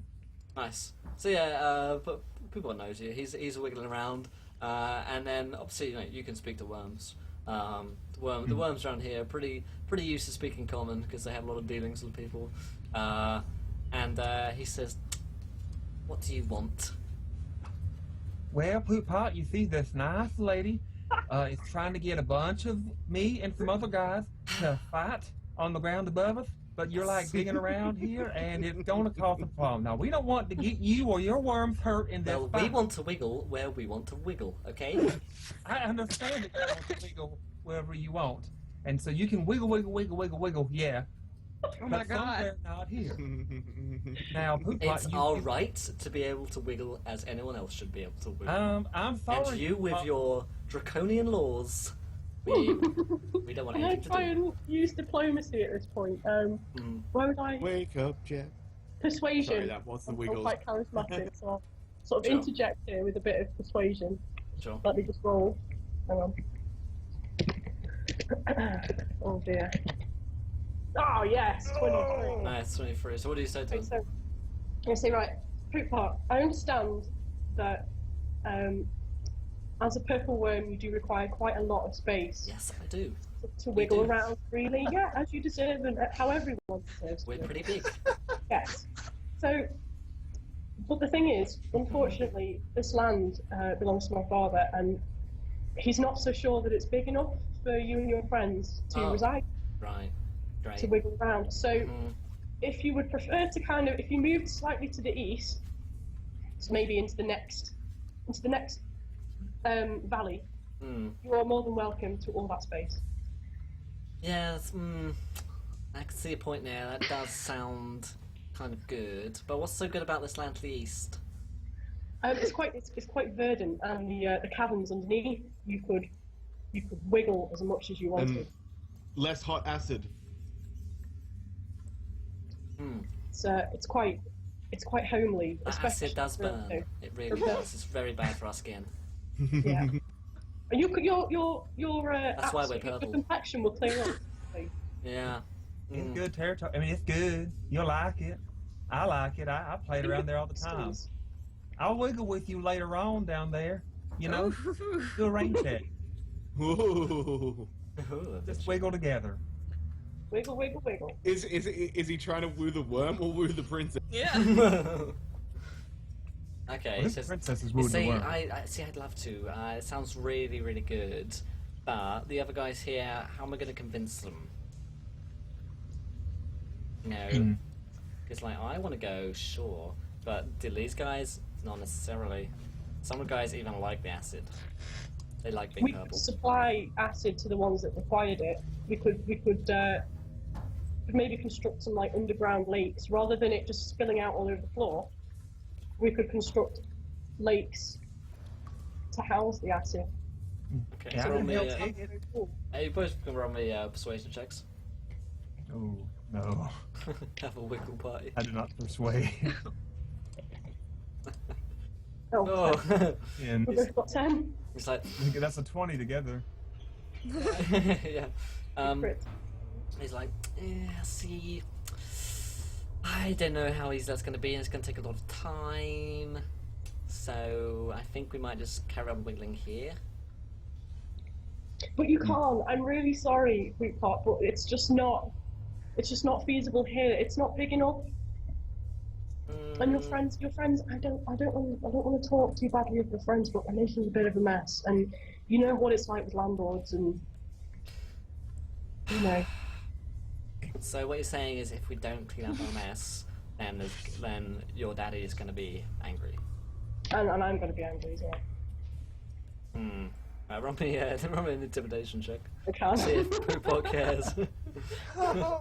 I got +5 to intimidation. Right.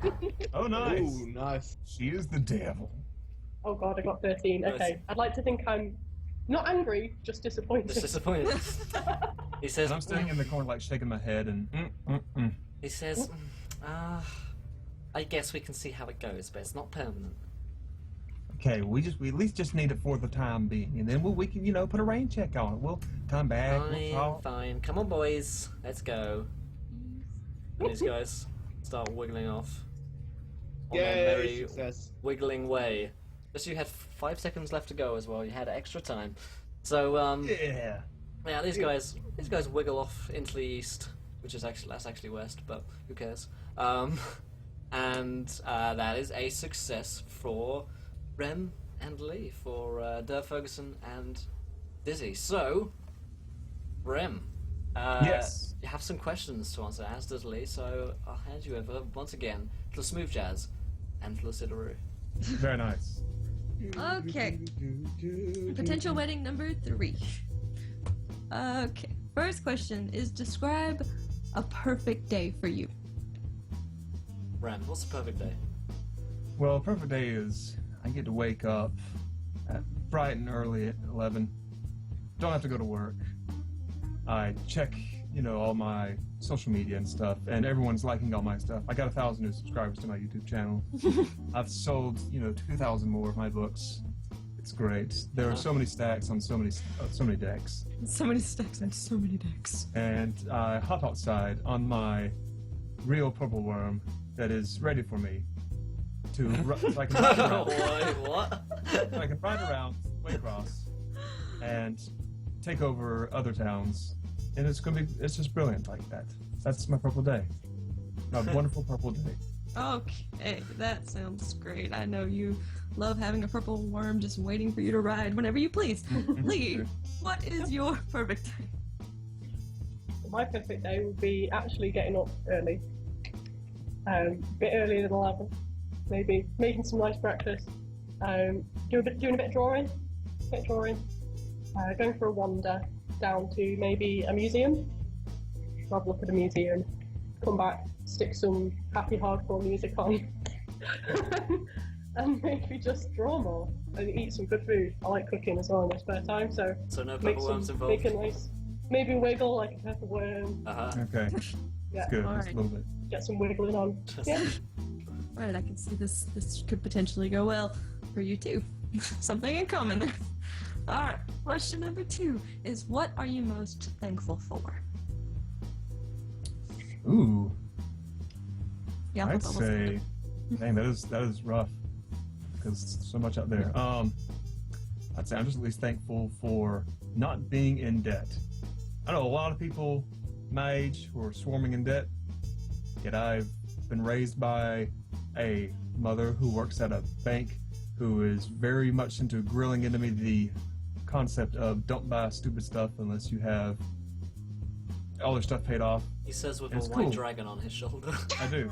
That's because all my stuff. Yeah. I paid off my car last month. Thank you, Mr. Johnson. I paid off my car because I don't like having bills to pay like debt. So when you pay off all your bills, you can buy gargantuan dragon D&D pieces and other things that are totally useless. but Random you alligator care. heads. True. Right? So that is what I'm thankful for. The fact that I am not drowning in debt like some folks that I know are, unfortunately, Yeah. that was Lucky people. Cool. Gotcha. Hey. That is always fun. That's really hard to beat because it is quite a deep question, isn't it? You know, Mhm. I'm also now very thankful that I'm not in debt as I've just paid off the last of mine. But also I'm thankful that I wake up every morning after not so much a decent sleep, but that I can wake up with a roof over my head. And I'm also very thankful for donuts. Yeah. There we go. Really thankful for donuts because they are just so good. I bet Oh, pizza, I think. Yeah. I relate on a spiritual level to that answer. Okay. And number 3 is what is your favorite movie? Ooh.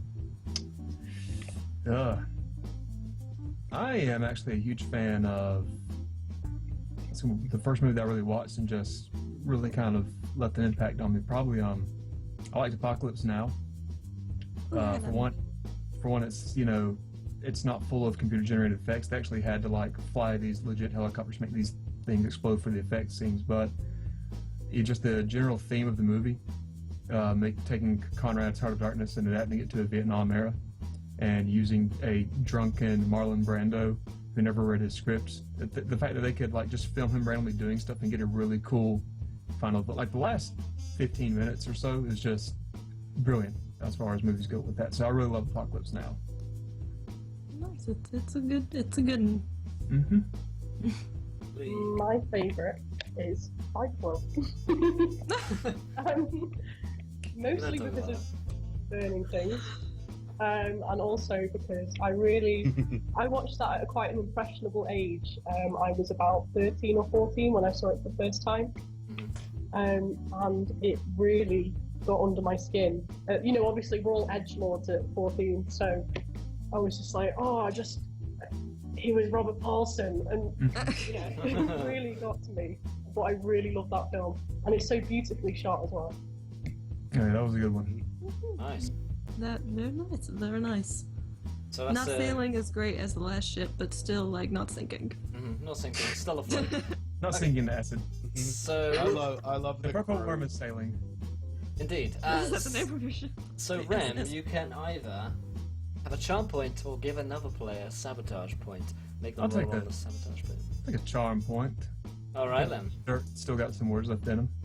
Okay then. So as you guys are walking back, you have a minute to woo fair lady, starting from now.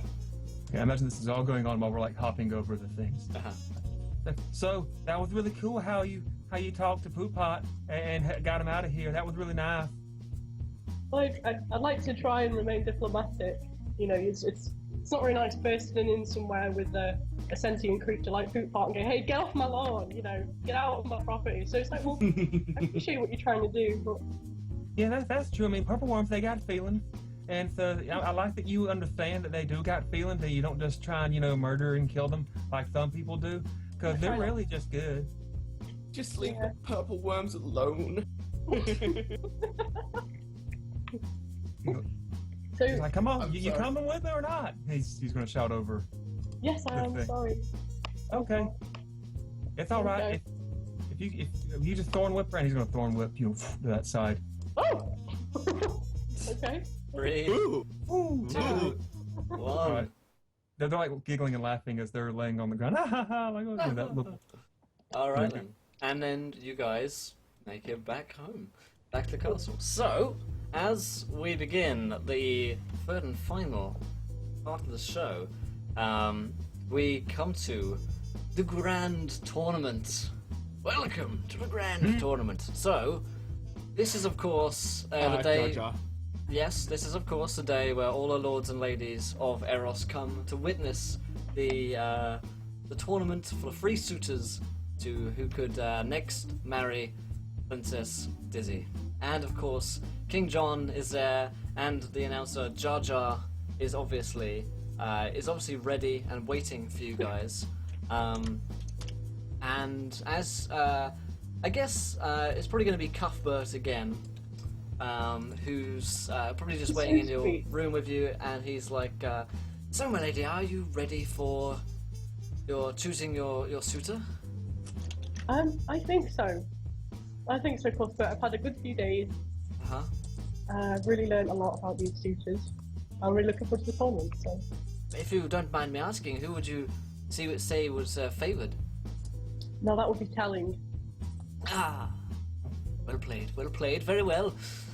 I shall lead you forward to the grounds. The first competition is, of course, the archery competition. Then is the grand melee between the three of them. And finally, of course, it is the poetry competition. So, let's hope they have some poems, really. If you'd like to follow me, my lady, the proceedings are all set. Okay, I'll take Cuthbert's arm quite happily and walk with him. Okay, so you guys enter out into the vast courtyard of Castle Eros, where you see, of course, the odd-looking reptilian creature who goes by the name of Jar Jar Binks in the center, announcing everything that's going on. There are thousands of lords and ladies in the stands, cheering and very excited. They're getting their hot dogs and their popcorn and stuff like that ready. And there in the center are our 3 suitors, all suited and booted, ready for action today. They each have a bow, they each have a sword, they all have the same stuff, and they they might all have a bit of poetry somewhere about them, we never know. So, as we enter the grand tournament, this is where all will be decided, guys. So if you haven't yet followed already, hit that follow button, join us. This is the time where you could also donate to give charm points, sabotage points, and the usual nat 20s and all that sort of nonsense of wild magic surges to make this even more bizarre than it already is. And of course we've got a Patreon as well. Check that out if you would like to. So, let me change from smooth jazz to something more medieval, I suppose. Medieval town. Let's Medieval go jazz. Medieval jazz, yeah. So, as we see our heroes hanging, ready. What's the mood like between the 3 of you at the moment? I'd say Dirt's probably just kind of off to the side, like doing like squats, like bending over, stuff like that, stretching. You know, like kicking dirt, kind of like a chicken does, to get his little. Remington's probably actually hanging out with Dirt, doing the same thing, except smaller. Nice. Come dig this hole with me. Okay, I'll dig that hole. And what about Sir Thomas? Sir Thomas is intently polishing his shield and his sword. Oh yeah. And inspecting his armor, making sure that it's all pristine, considering this is the grand tourney. Indeed.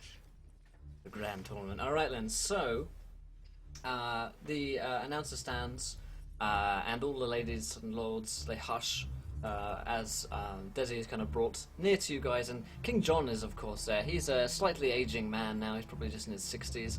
Big, stout looking fella, and he is resplendent in his normal kind of kingly attire, and he says, daughter, good, are you ready for today's proceedings? I think I am, Dad, yes. Good, well I hope one of these fine suitors impresses you today. Thank you.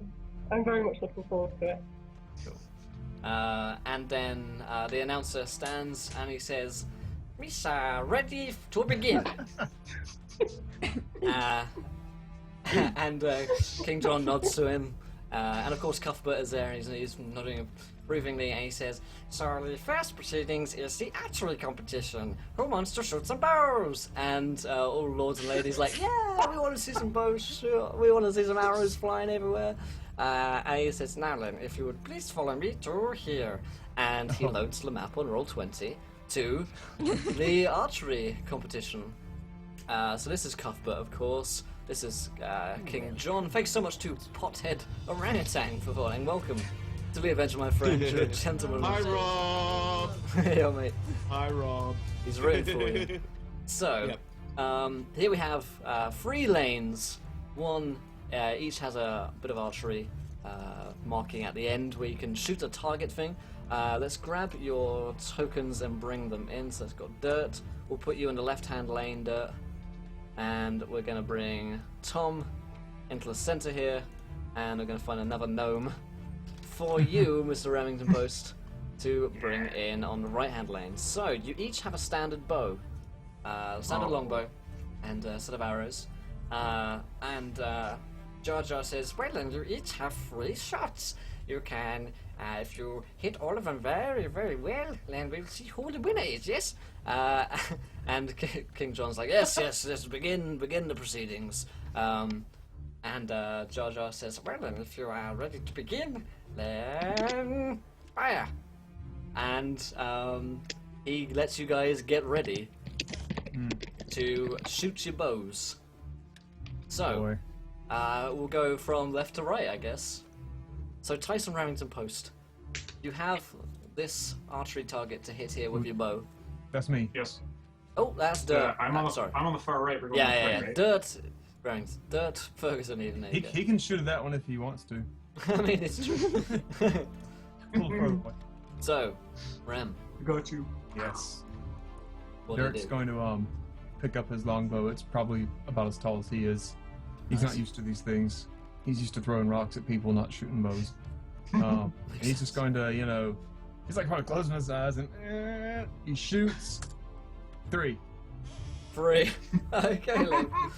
So on a free, we see that it goes well wide. It just flies off somewhere into the distance, probably shoots someone in the crowd. Ah! Ed, I'm sorry. Oh no. It's got I arrow didn't through his think of hand. that. That happened. So Thomas, Yes. how goes it, my lord? Ah, ready to shoot? I'm just trying to figure it. Yeah, I'm just trying to figure out what's the D20 bonus drawing from strength or dex? I mean Dex, definitely Dex. Straight from your Dex. Ooh. Whip it from the Dex. So Straight D20. straight D20. It's up to face And another rolls 3. Oh, these guys are all terrible. Great, so it goes off, it shoots the same guy again in the hand. Ah, not again! Poor dude isn't having a good day. So, Mr. Remington. So, being a fighter, I have proficiency bonus to using a longbow, don't I? Yeah. Oh, hang on. Okay. Plus, I plus forgot my to factor that in. so you get a +2 on that, so it's 5, right? Still a 4. No. Okay. So, yeah, okay, so, yeah, he still gets shot. It's not good news. Okay, It so hits the guy next to the guy. Yeah, he saved. No, it hits, It shoots it his hits hand. his child. Oh, Yes. brutal. okay, Oh no. so Moving on. Remington will take aim at his target, and then he'll fire and get a 19. Nice. So that goes straight down the center. And there's a big cheer, and Jar Jar nods approval, and he's like, "We sound not bad," as it goes straight through. And he says, "Now, you have 2 more shots." And he looks to Mr. Dirt, he says, "Please, try again." Well, I certainly will try. We'll have to. He starts to just kind of, curse Oh. under his breath. Princess on James. the edge of the seat. Back. Just think of your inner worm, kid. 11. Pull that arrow to the target. Nice. So on an 11, it kind of finds its way just onto the edge. You're just edging it on this thing. It just about hits the target. It's not an impressive shot by any means, but it's far better than the Dirk is previous one. very impressed by Yeah. his Yeah, he's like, "Oh my god, I hit it!" Yeah, all right. That's amazing, little boy. Remington gives Dirt a thumbs up. Yeah, you did it. Oh my I god. did. Thank you so much to Scarred Star, who donates £1.01. Advantage to Tyson for dealing with the serious neck trauma of wearing that hat for the entire stream. Nice. Thank you so much, Gareth. You now have Tyson, advantage on the next roll, Tyson, but it's Tom's second arrow. Rip. So that's a 7. Not looking too strong here. It goes slightly I'm wide. kind of just like firing the bow in the general direction of the target while just like looking at the princess being like, You're just looking at her in the eyes like... Like you did before with the action. like, oh my god, you're so beautiful, I saved your life, I love you. Oh my god, you wiped your hand on your dress when I kissed it. Yeah. Savage. She just wanted it on her dress because she loves me. Tyson, you have advantage on this roll, my friend. Okay. Remington is going to go for a trick shot since he's in the lead, Nice. and he's going to try to fire it from behind his back. All right. So as you fire from behind your back, you're not going to have advantage. It's going to be a straight roll because it would be disadvantage, but thanks to Gareth. 13. So, 13, not bad. So yeah, it goes kind of middle of the target, a little funk. At this point, King John in fact turns to you, Dizzy, and he says, "They don't seem particularly proficient. I've learned this one over here, the little fellow." Oh, he's proficient in a lot of things, Dad. One of them being hard enemies. However, I see. keep an eye on it too, and we'll see how this fares. Yes, very well. It looks uncomfortable. Dirt. Okay, Dirt's getting kind of excited now. He's doing a little better. So he's just like, oh yeah, I got it now. I'm gonna get you now. He kind of like eyeballs Tyson, like maybe, nah, I don't want. Nah. I'm gonna get you. I'm gonna I'm get gonna you. get him. I'm gonna get him. Oh, you just wait. I'm gonna get a 10. On a 10, yeah, it goes slightly wider than your previous one. So yeah, it's probably just right next to it. He digs a hole and sits in it. Cool. Howling. Tom, Sir Thomas. Give it that roll, bro. Just staring at her in the eyes all the time. Whoa. Still staring at her. Yeah, Just completely not paying attention. Yeah, so this time you shoot the wife of that man. I'm definitely not. I'm definitely not a fan of archery, and I'm definitely more a fan of just staring at this. You're just princess. staring at her in the eyes, drawing I a can't bow back, believe how and murdering beautiful this you are. man's family. Yeah. He shoots her in the face. Can't even take my eyes off the princess long enough to do what I'm required to do with the 20. So, Tice, yeah, Jar Jar is here. He's been announcing stuff. Don't worry, Tice. He's there, and he's like, "Oh, not so good. You keep shooting the people. Oh well, there's lots of them." And he says, "Take away the bodies. Take away the bodies." And finally, Tyson. Tyson Remington Post. Remington Post just takes another, just a normal shot this time. Mm-hmm. Not bad. Okay. He wasn't quite happy with his trick shot, so Gotcha. 8. So an 8, yeah. It goes wide. It just misses it. So yeah, the final one goes astray. And so they're expecting you to do something awesome, like the crowd, and it's like a Nope. and then like a round of applause from everyone, like, yeah, they kind of did okay-ish, most of them were bad, and they shot a lot of people, but it's okay. That's the kind of clap which they give you.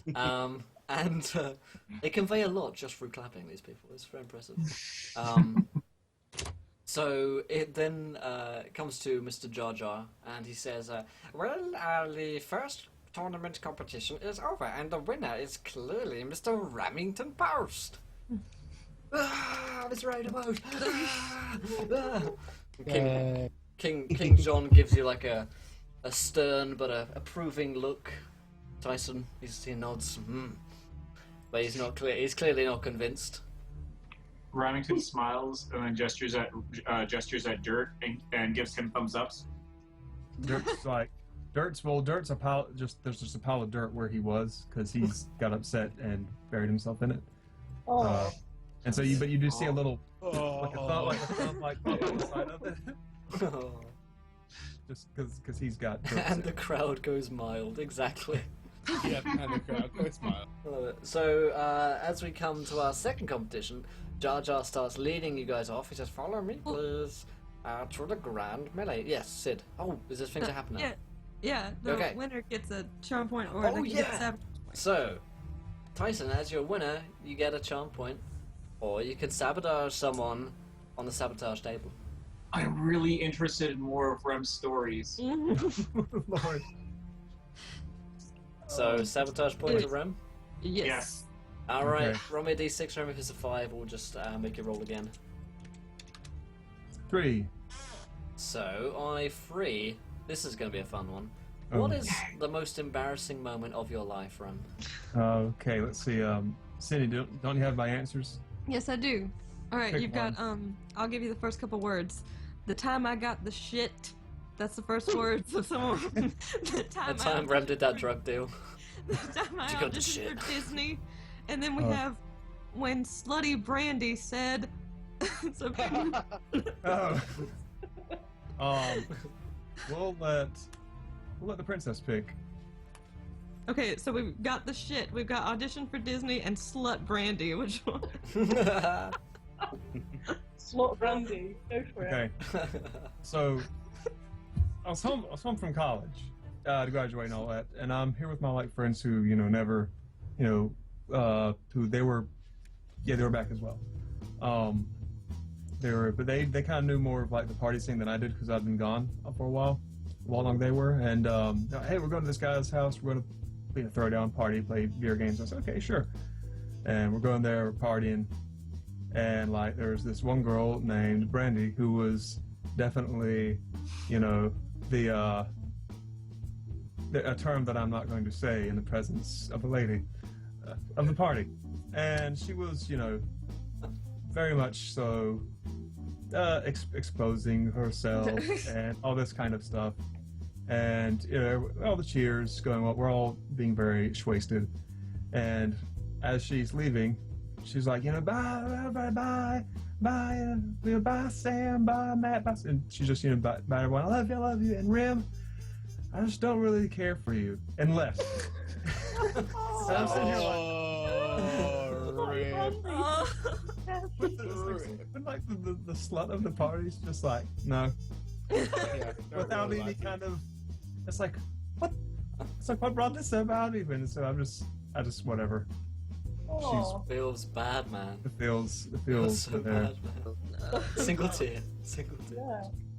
Alright then, thank you for using that sabotage point, Tyson. That was. That was an interesting story. I love you, Ram. Thank you. Someone does. I wanna know what love is.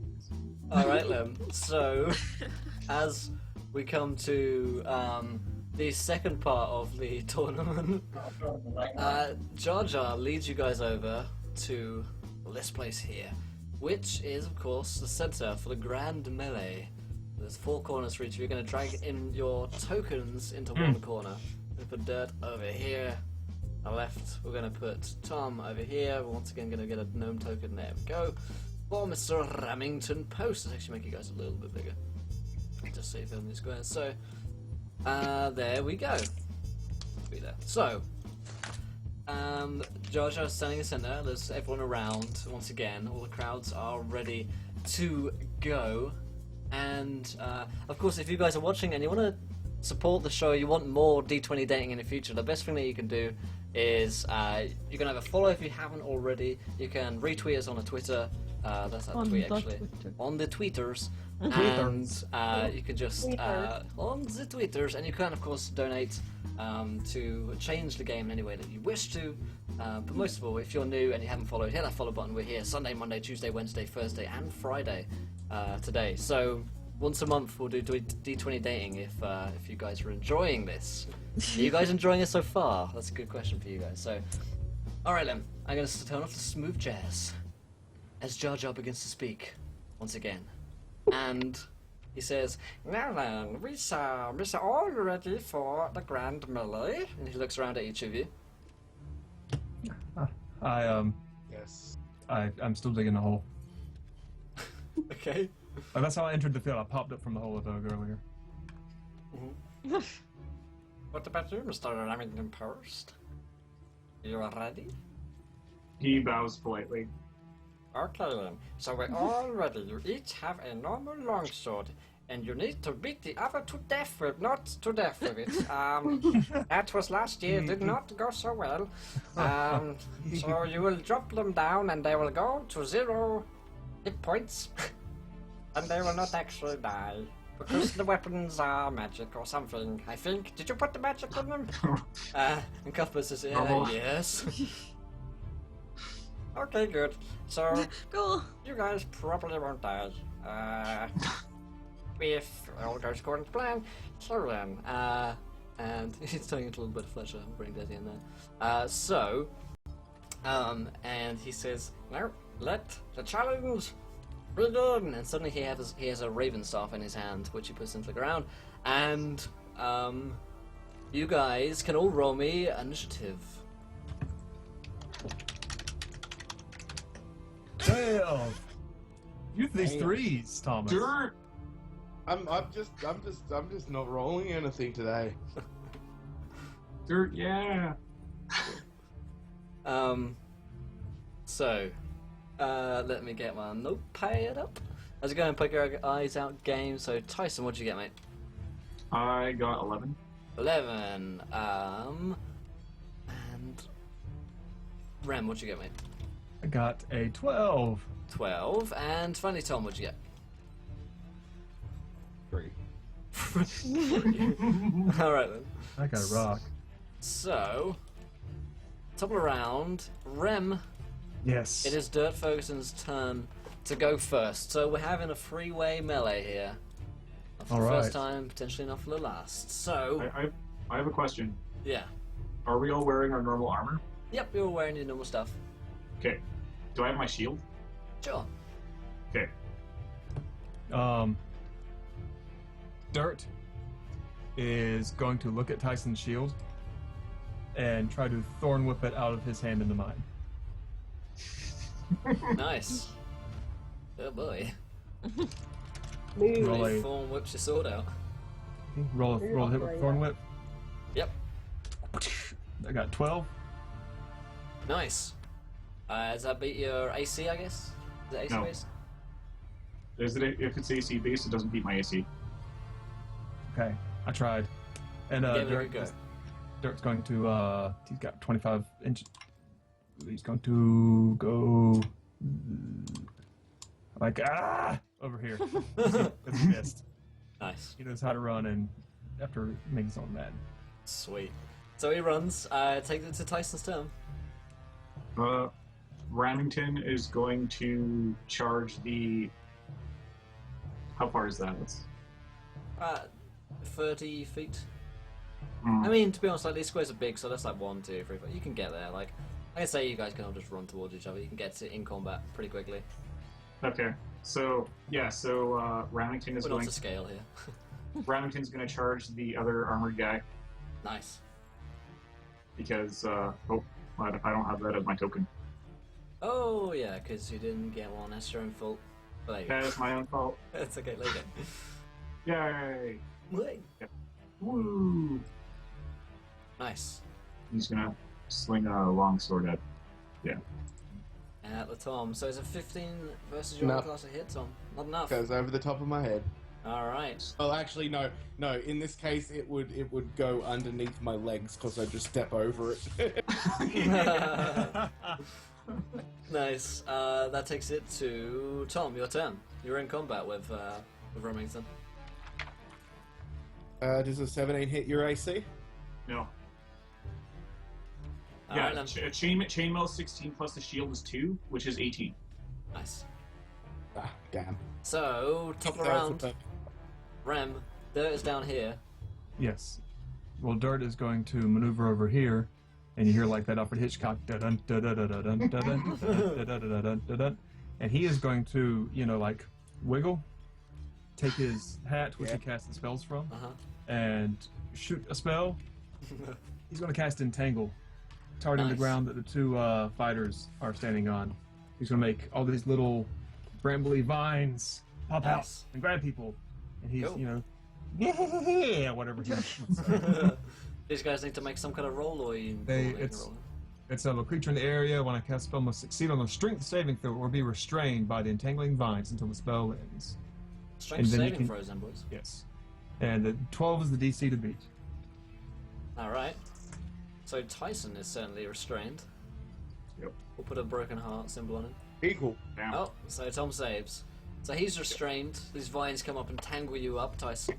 But that takes it to Tyson. Your turn. Okay. You can use a your action to try to make another save to break out.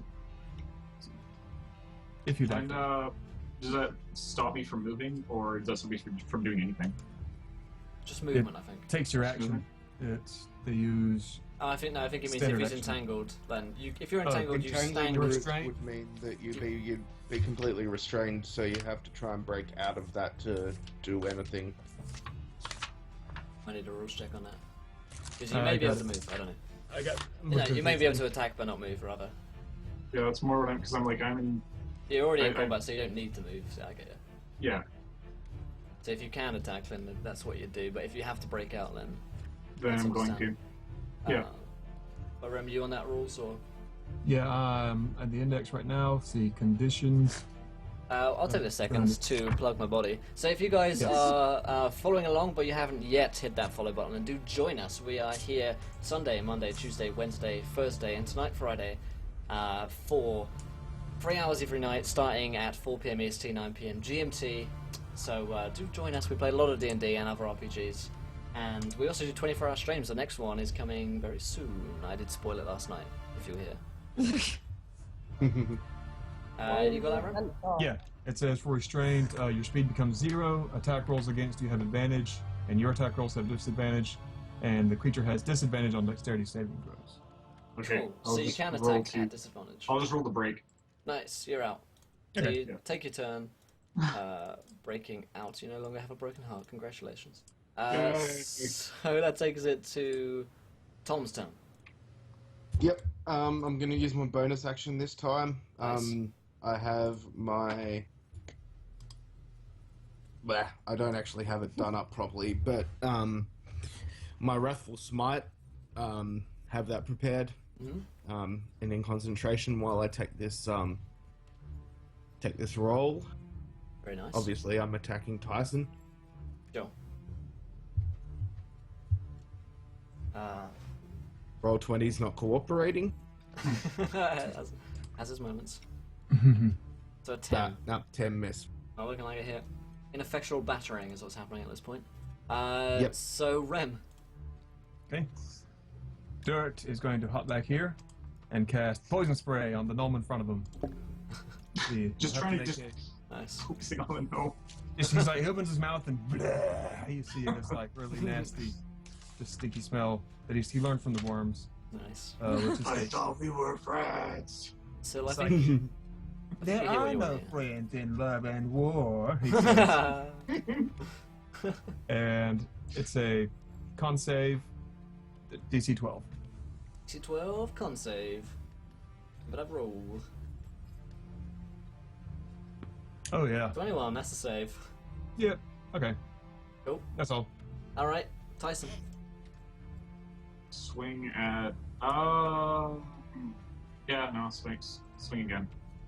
Yeah, Oh, nat one. Nat Yes. 1. So, Nat so, one. On, so on a nat 1, I'm gonna say that you mess up your Warhammer swing, it goes completely awry, and Tom, there's a big opening there for you to take a swing at him. What an attack of Just opportunity yeah, style. Yeah. AOA. See how 20. you- 20 sounds like a hit. Nice. That Smack. is definitely a hit. And would it be within the amount of time that my wrath would still be up? 60 Yeah, seconds? you put it maybe? up. Yeah, wait, well within because Alright, cool. each turn is 6 That's seconds, so you've got 10 rounds. rounds. Yeah. So basically, for the duration of this, you have it up. When you can only keep it up for 60 seconds. oh. Lol. Much math going on. Maths is happening, people. Too much math. So much. Fingers regs against you, Dimmy. Yeah, it probably is. Ooh, Hold on. You Dark isn't take friendly. 11 11. damage, and you also will have to pass a wisdom saving throw. And my DC is Da, da, da, da. 10. Da, da, da, da, da, da. plus Okay. 1. 11. My 11. DC is 11. DC 11. Crap. Otherwise, you're 10. terrified of me, and you run the fuck away from me. Alright, so running away from Tom.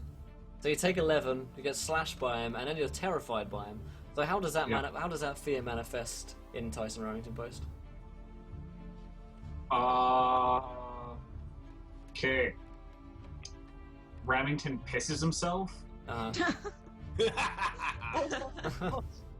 and then if Dirt didn't spit that poison cloud, he would have ran over to Dirt and hugged him to make him feel better. But he's not his friend anymore, so he's gonna run away from both of them towards the right.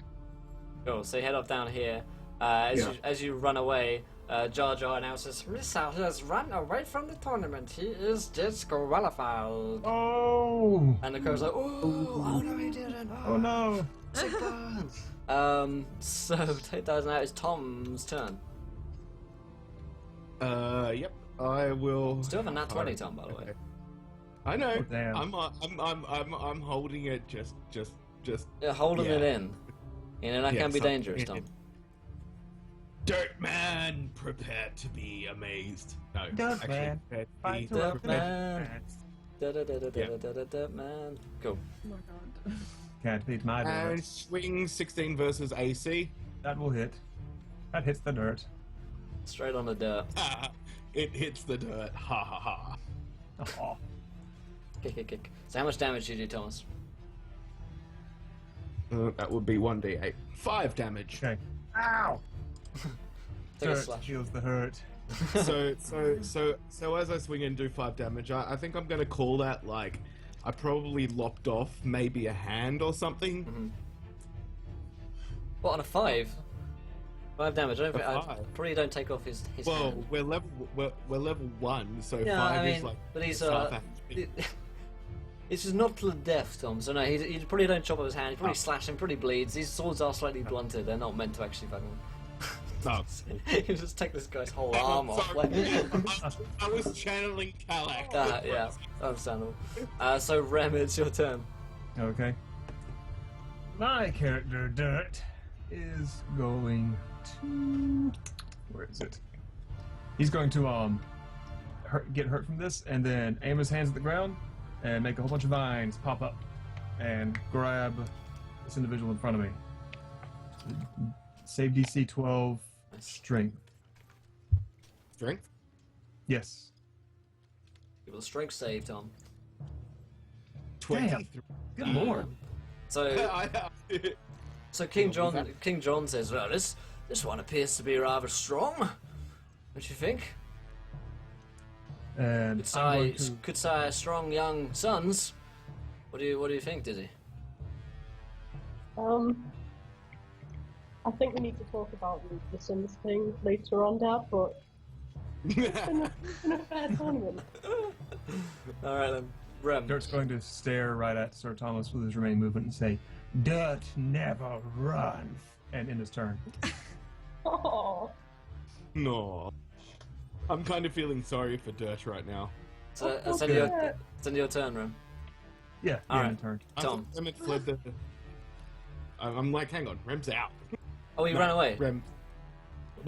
someone this ran away. Remington I and don't remember. Rem Yeah. IRL. It's like Garrett and Gareth. How Gotcha. that just Yeah. messes with me. Yeah. Okay, so it's my turn. Yeah. Whack. Nat 20. Crit. Oh, good lord. Oh, damn. I take it. Look like a bitch. So you're gonna have. What was the D? So if your damage is D8, then you're a 2D8. Plus your bonus. Your normal bonus. So if it's +2, then it's still +2, not +4. I actually haven't even been rolling my bonus damage. Like, my bonus to... Oh, crap, I backspaced. Rookie mistake. Yep, rookie mistake. Rookie mistake from Thomas there. Jar Jar looks disappointed.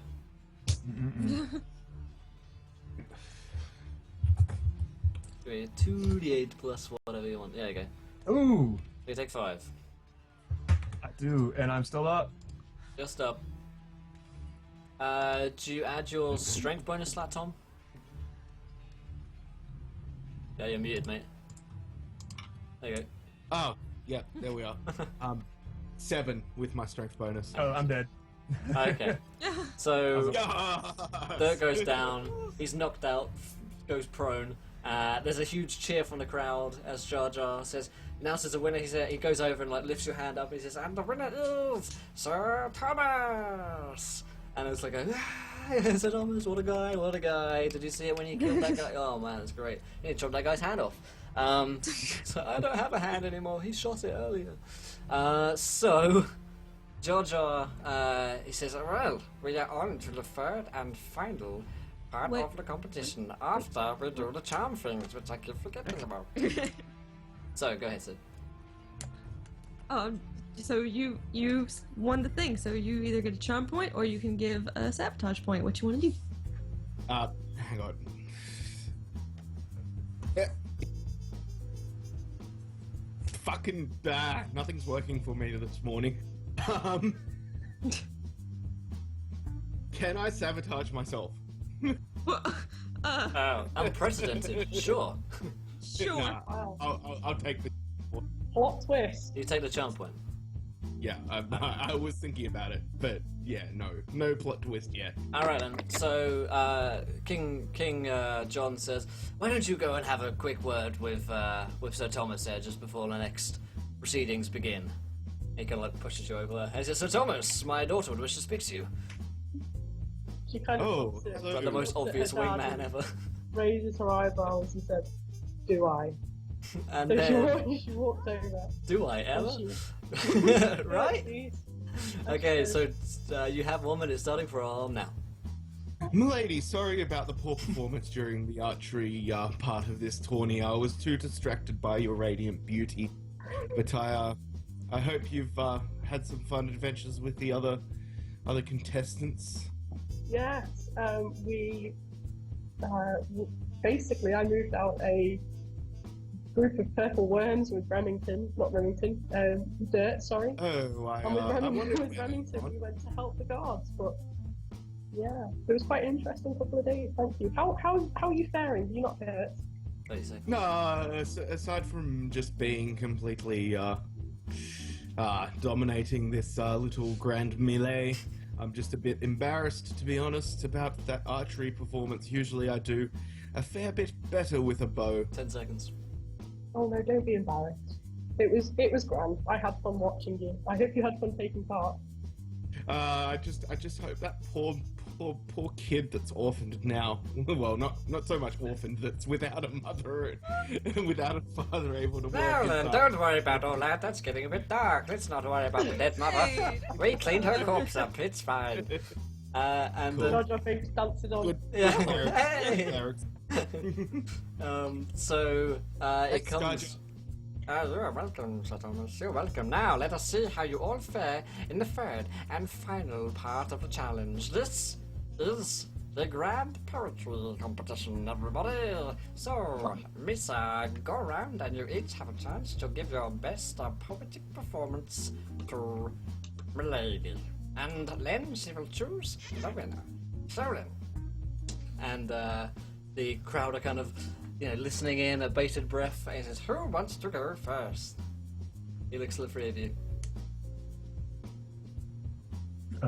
Dirt will step up in his dirty way. I'm so excited.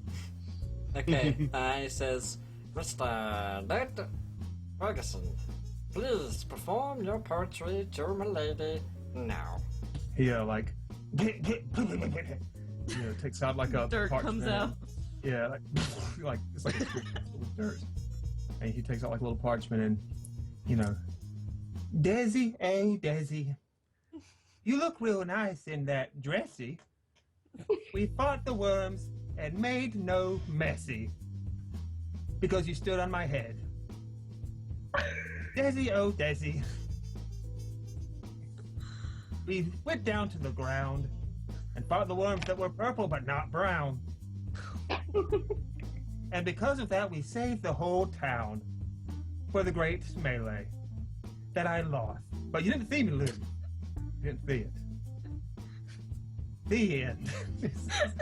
Round of applause from the crowd. Wow. Great. Wow. King John looks confused.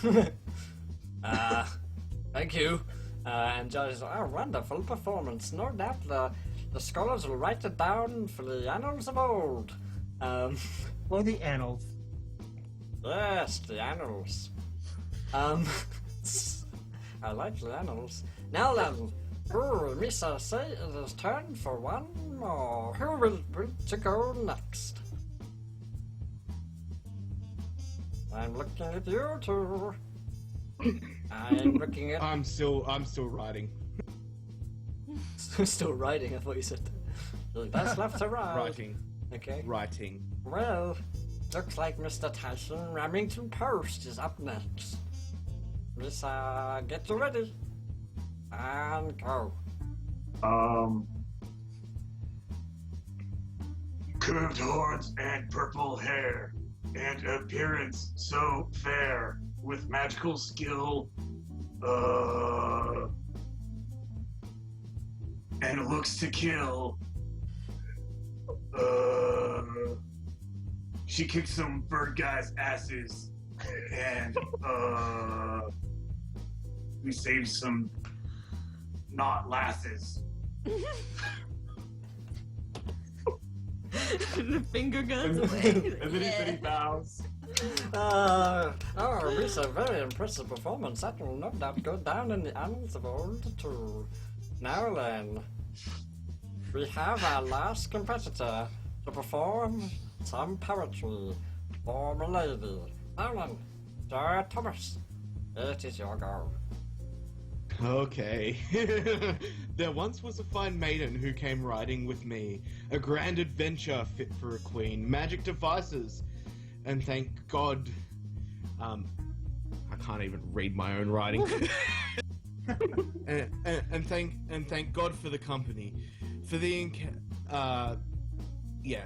for the encounter we had. Saw the pretty princess almost dying and refusing to flee. I put down my sword and bent on one knee. I laid my hands on her and healed her, and led her to safety. But will there be any saving me? Because this beautiful princess is all that I can see. I just hope that she sees me. Damn! Yeah! Calic, bitch! So, a huge round of applause from the crowd. And like, oh, that's People very like crying in the crowd, like, oh my god. This is so beautiful. You see women slapping their husbands, like, why can't you be like this? Right? You see. And so Jojo's like, oh, so very impressive, so very, very, very impressive from all three of you. Who knew that you were such poets? Now then, we have a decision to be made. So, this is the very final part of D20 dating. So, this is where Lee is. Go ahead.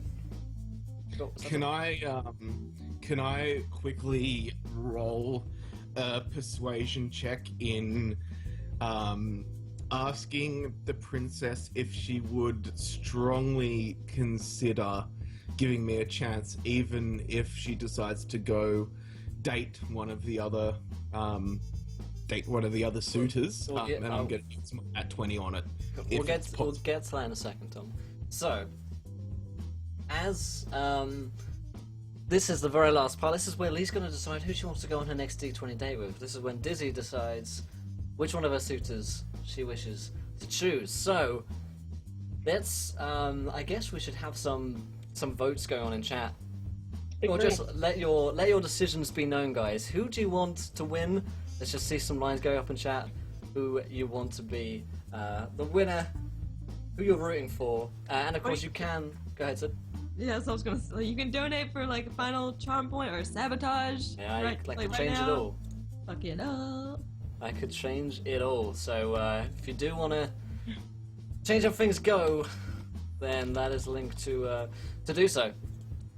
So who should